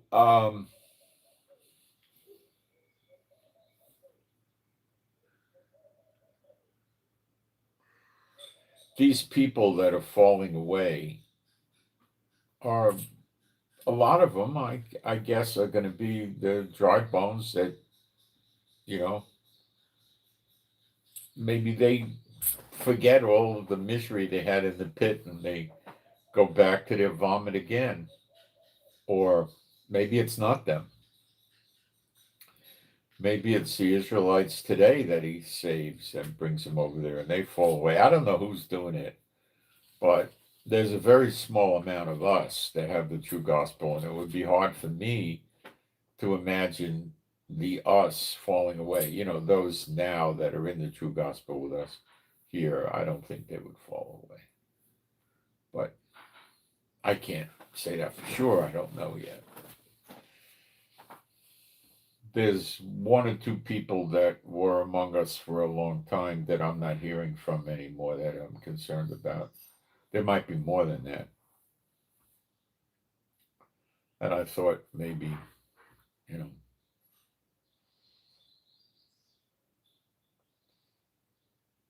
fallen away.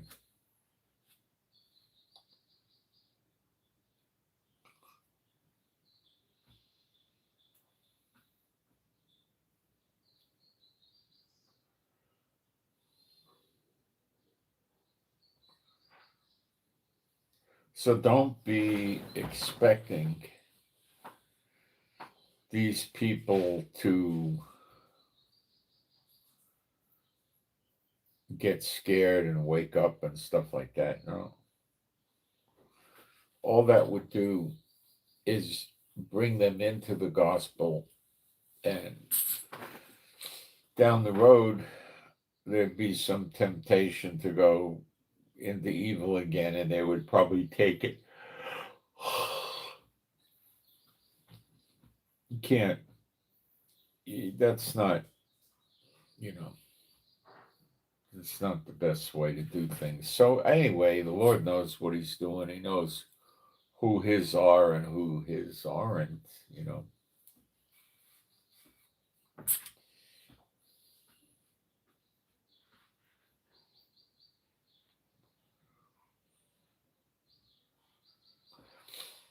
So I turned on my old Apple MacBook Pro from years and years ago. I don't believe it updates or anything. Well, I did see something update on it. I don't know. So anyway, it's murder for my eyes. I get eye strain. I can't use it very well at all. But I did suffer through it to see if that would let me get an order in to that place that's blocking me, and it did. It went through. I didn't order anything substantial. I just ordered 4 things. I ordered 3 packages of. So I just ordered a little pittance of stuff to see if I could get it through and get the credit card to work, and everything went through. So if I can do this, I don't know. Use an iPad to build the order in the shopping cart, and then log out and wait hours, maybe a day, and then go back in with uh, the laptop, the MacBook Pro, and finish the order. The difficult, I don't know if it'll work. What it appears is that the iPad key. See, iPads don't have a real browser. They have some sort of abbreviated browser that doesn't work as well as a real browser. So the translation is not smooth. When I use translate, it's not smooth. If I'm going to do self-translation myself, I'll be there for hours and hours doing it. I got to use the translation. And it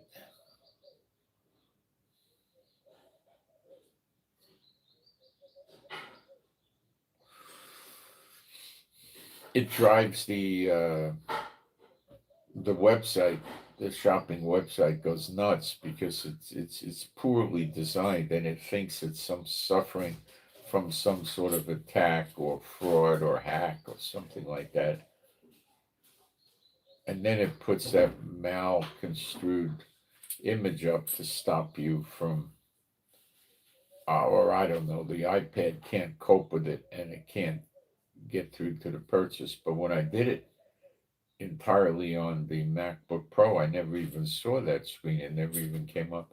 So it's a screen designed to stop you from making a purchase, and the thing is programmed so bad just by frequently using the translate button.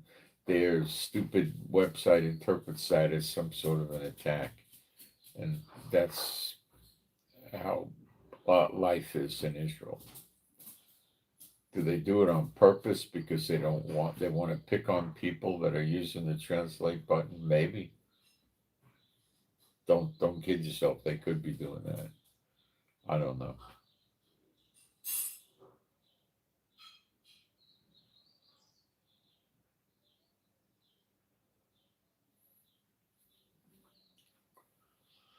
Okay.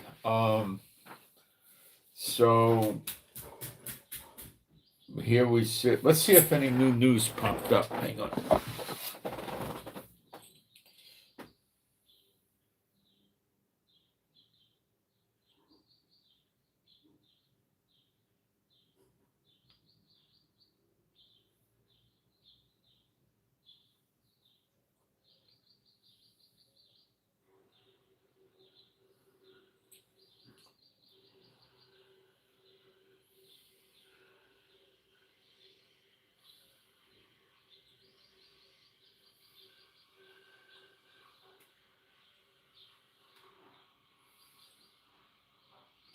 So I'm trying to show you all these things so you wake up and understand that it is close.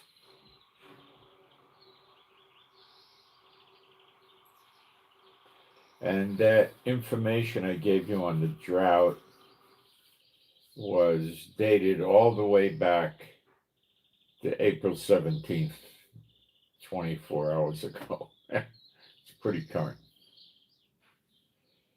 And rest assured, 51% drought is very serious. Okay. And it's not getting better. Okay, let's see if we got any new news of substance that popped up. I don't know. Take a quick look. It's Shabbat, so a lot of the Israeli social media that I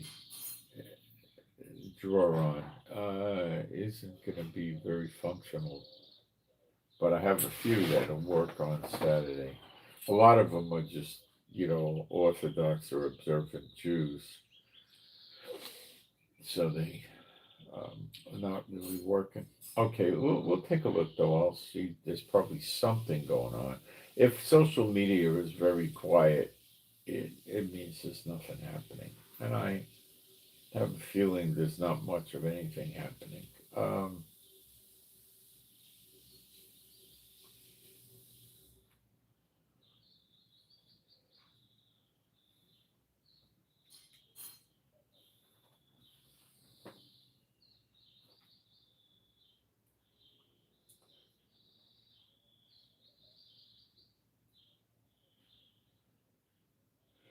This is coming from the Iranian parliament speaker named Mohammed Bargar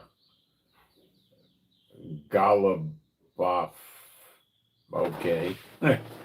Responding to Trump's posts about things, and it's just like what I said, but I'll read it to you. You should know it.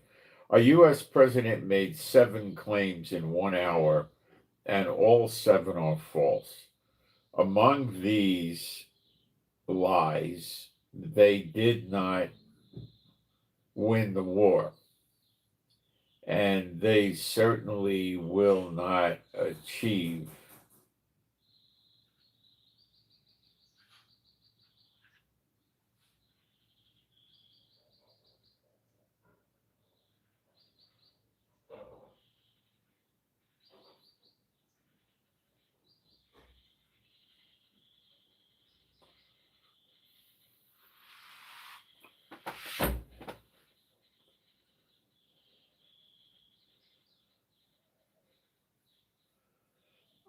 if the U.S. naval blockade continues, the Straits of Hormuz will not remain open.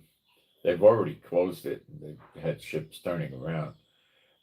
Transit through the Straits of Hormuz will be carried out according to defined routes and with Iran's approval. And Iran said they're not letting anything through. This was probably written earlier than when Iran, earlier than when Iran shut the Gulf down. That's probably the person that posted it, put up stale news. Okay, let's move off of that because we know what happened. No house sparks.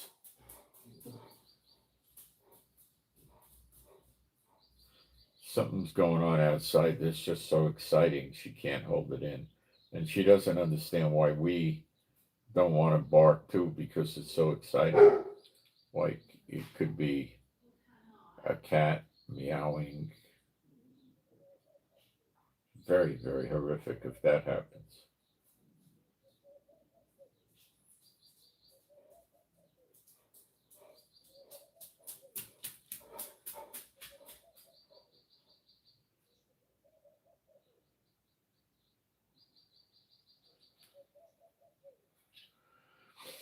No, I don't think I'm seeing anything else right now. So things are actually quiet, and I think we'll see packages move.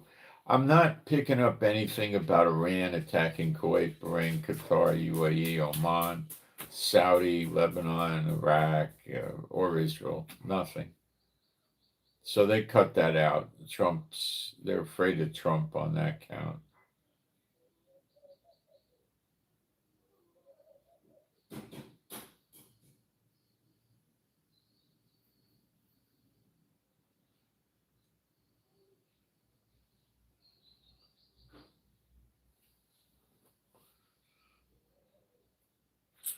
Um, I'll check anything one other place if anything's going on, which I doubt. Let's see.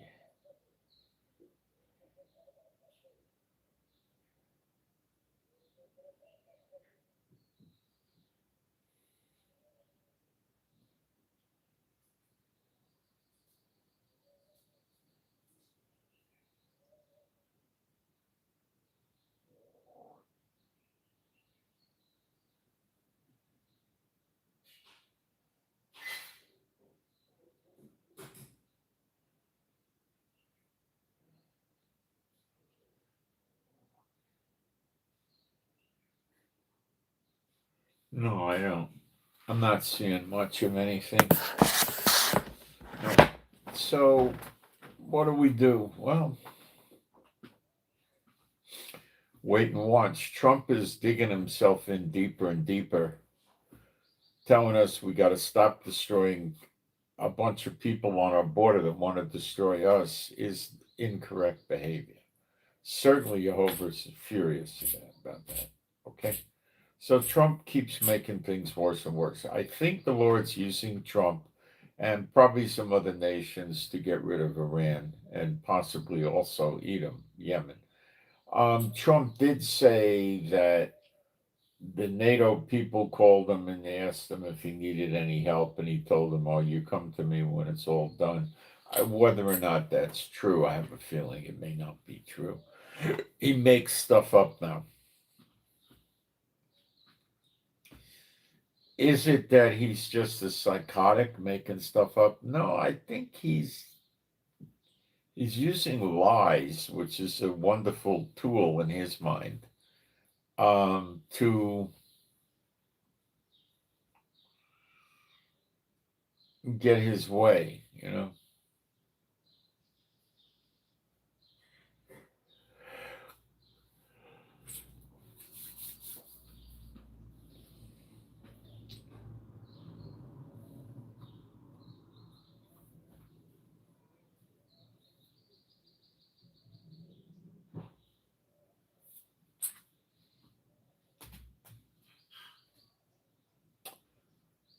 So he's got us all confused, but the gold and silver prices keep coming back up and the oil keeps bouncing back up a little bit. He's going to lose control. This is what is going to happen. And then he's going to attack. But that endless stream of cargo planes and weapons and soldiers, he's got, you could say, oh, he's just doing that to build up and scare Iran. Yeah, that will be.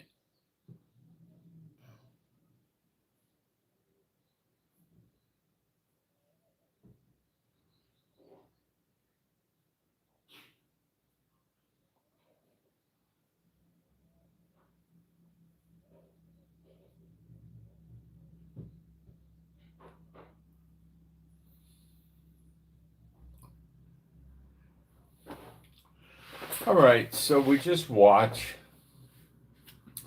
Wait, there's no reason right now why Trump should be in ceasefire mode with Iran. There's nothing that makes me think that Iran is going to settle on Monday if there really is. Iran said they have a meeting on Monday in Pakistan. Iran said that. So if that really does happen, then Trump may decide to not go to the meeting. Let me explain that to you. The Iranians have reclosed the Persian Gulf. They've turned dozens of ships trying to get out of the Persian Gulf. They've been turned back. They've been threatened to get fired on, which is probably with missiles. So Trump may not go to the peace talks now because Iran did this. I don't know if he will. So let's see what happens. But it looks that the annihilation is going to come. And Trump may actually ask for NATO to come in and do the annihilation with him, probably.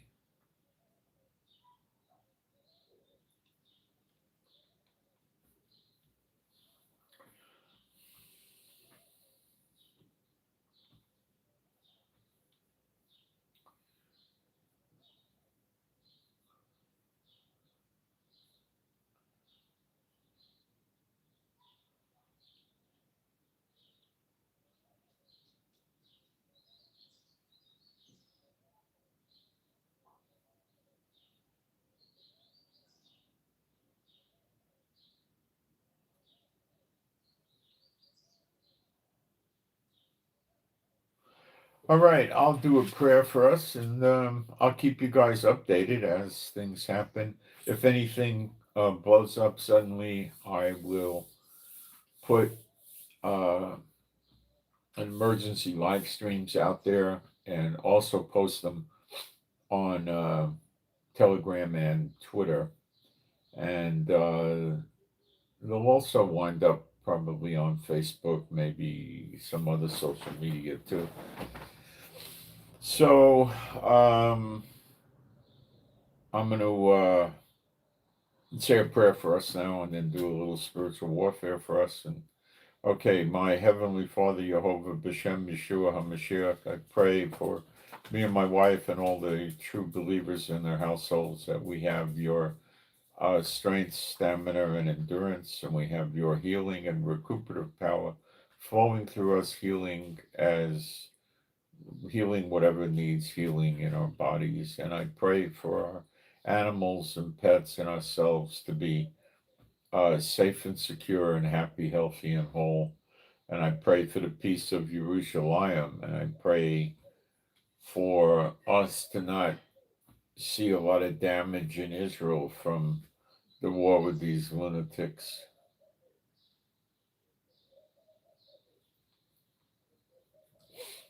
And I pray to make better videos. And I pray for anybody that's in the true gospel that needs to find a job or have a job, that they find it and they have more than adequate finances. And I pray if the people need to, have clients or customers or find those, they find those too. And I pray that we would understand the Bible better and that we all remember that all things work to good for those who love the Lord. And remember that those that wait on the Lord are going to get, nobody, eye hasn't seen or ear hasn't heard what he has in store for us when we hit this everlasting life, when Yeshua appears in the cloud. I mean, it's so good you don't know it. And it's stuff that was never really done here before. It's probably better than what Adam and Eve had, when they were good, you know. Uh,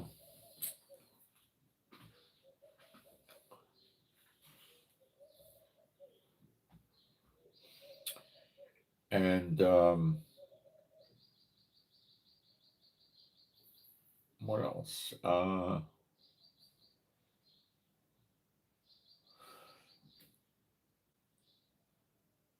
I submit this to you, my Heavenly Father, B'Shem Yeshua HaMashiach. Now for some spiritual warfare. B'Shem Yeshua HaMashiach, my Heavenly Father Jehovah, B'Shem Yeshua HaMashiach, I loose from me and my wife and all the true believers in their households any witchcraft or sorcery done by unclean spirits or people serving unclean spirits. It's all loosed off, removed, of no value, no effect forever, and shall never return ever again. B'Shem Yeshua HaMashiach. And you can agree with these things as a believer, and you should. It makes it more potent. Two or more agree on earth, it shall be done of my Father in heaven. So please, if you're a believer, agree with it, okay? And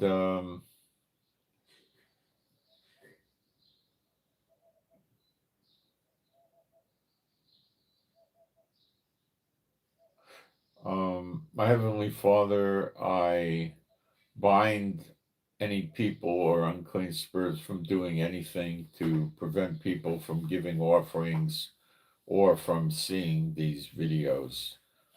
And I submit this to you, B'Shem Yeshua HaMashiach, and you can agree with that as well, if you're a believer. So that's it, guys. Just remember, we're really close, okay, to redemption. It's really not far. I know it's hard to see it that way, but it's not far, okay? Now, why does Iran get destroyed before, like, the daughter of Babylon gets it? Because at around the time the daughter of Babylon gets it, Jeremiah 30:11 and Jeremiah 46:28 are going to happen. All the nations are going to be destroyed, and then who the heck's going to go over there and attack Iran? You know, it says her enemies, plural, so it can't be just Israel. Now, we don't have that for Yemen, for Edom, so it might be something different with Edom, okay? And nations, many nations attack the United States, which has to come before Jeremiah 30:11. Because when Jeremiah 30:11 hits, who the heck's going to be left to attack the United States? Daughter of Babylon. So you have to think this way. You got to look at it this way and think it through. So really, we're not far away. Can I tell you exactly? No, we don't get that. We don't get the day of the hour. We get the season. Do I think we're in the season? Yeah. Yep,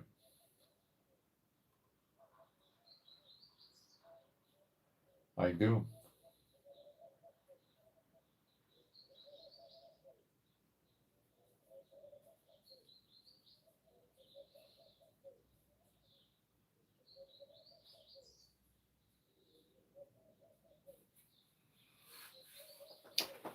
That's it, guys. So I send my Shabbat Shalom to all those who love Yeshua HaMashiach, and I hope you got something out of this, and I'm out.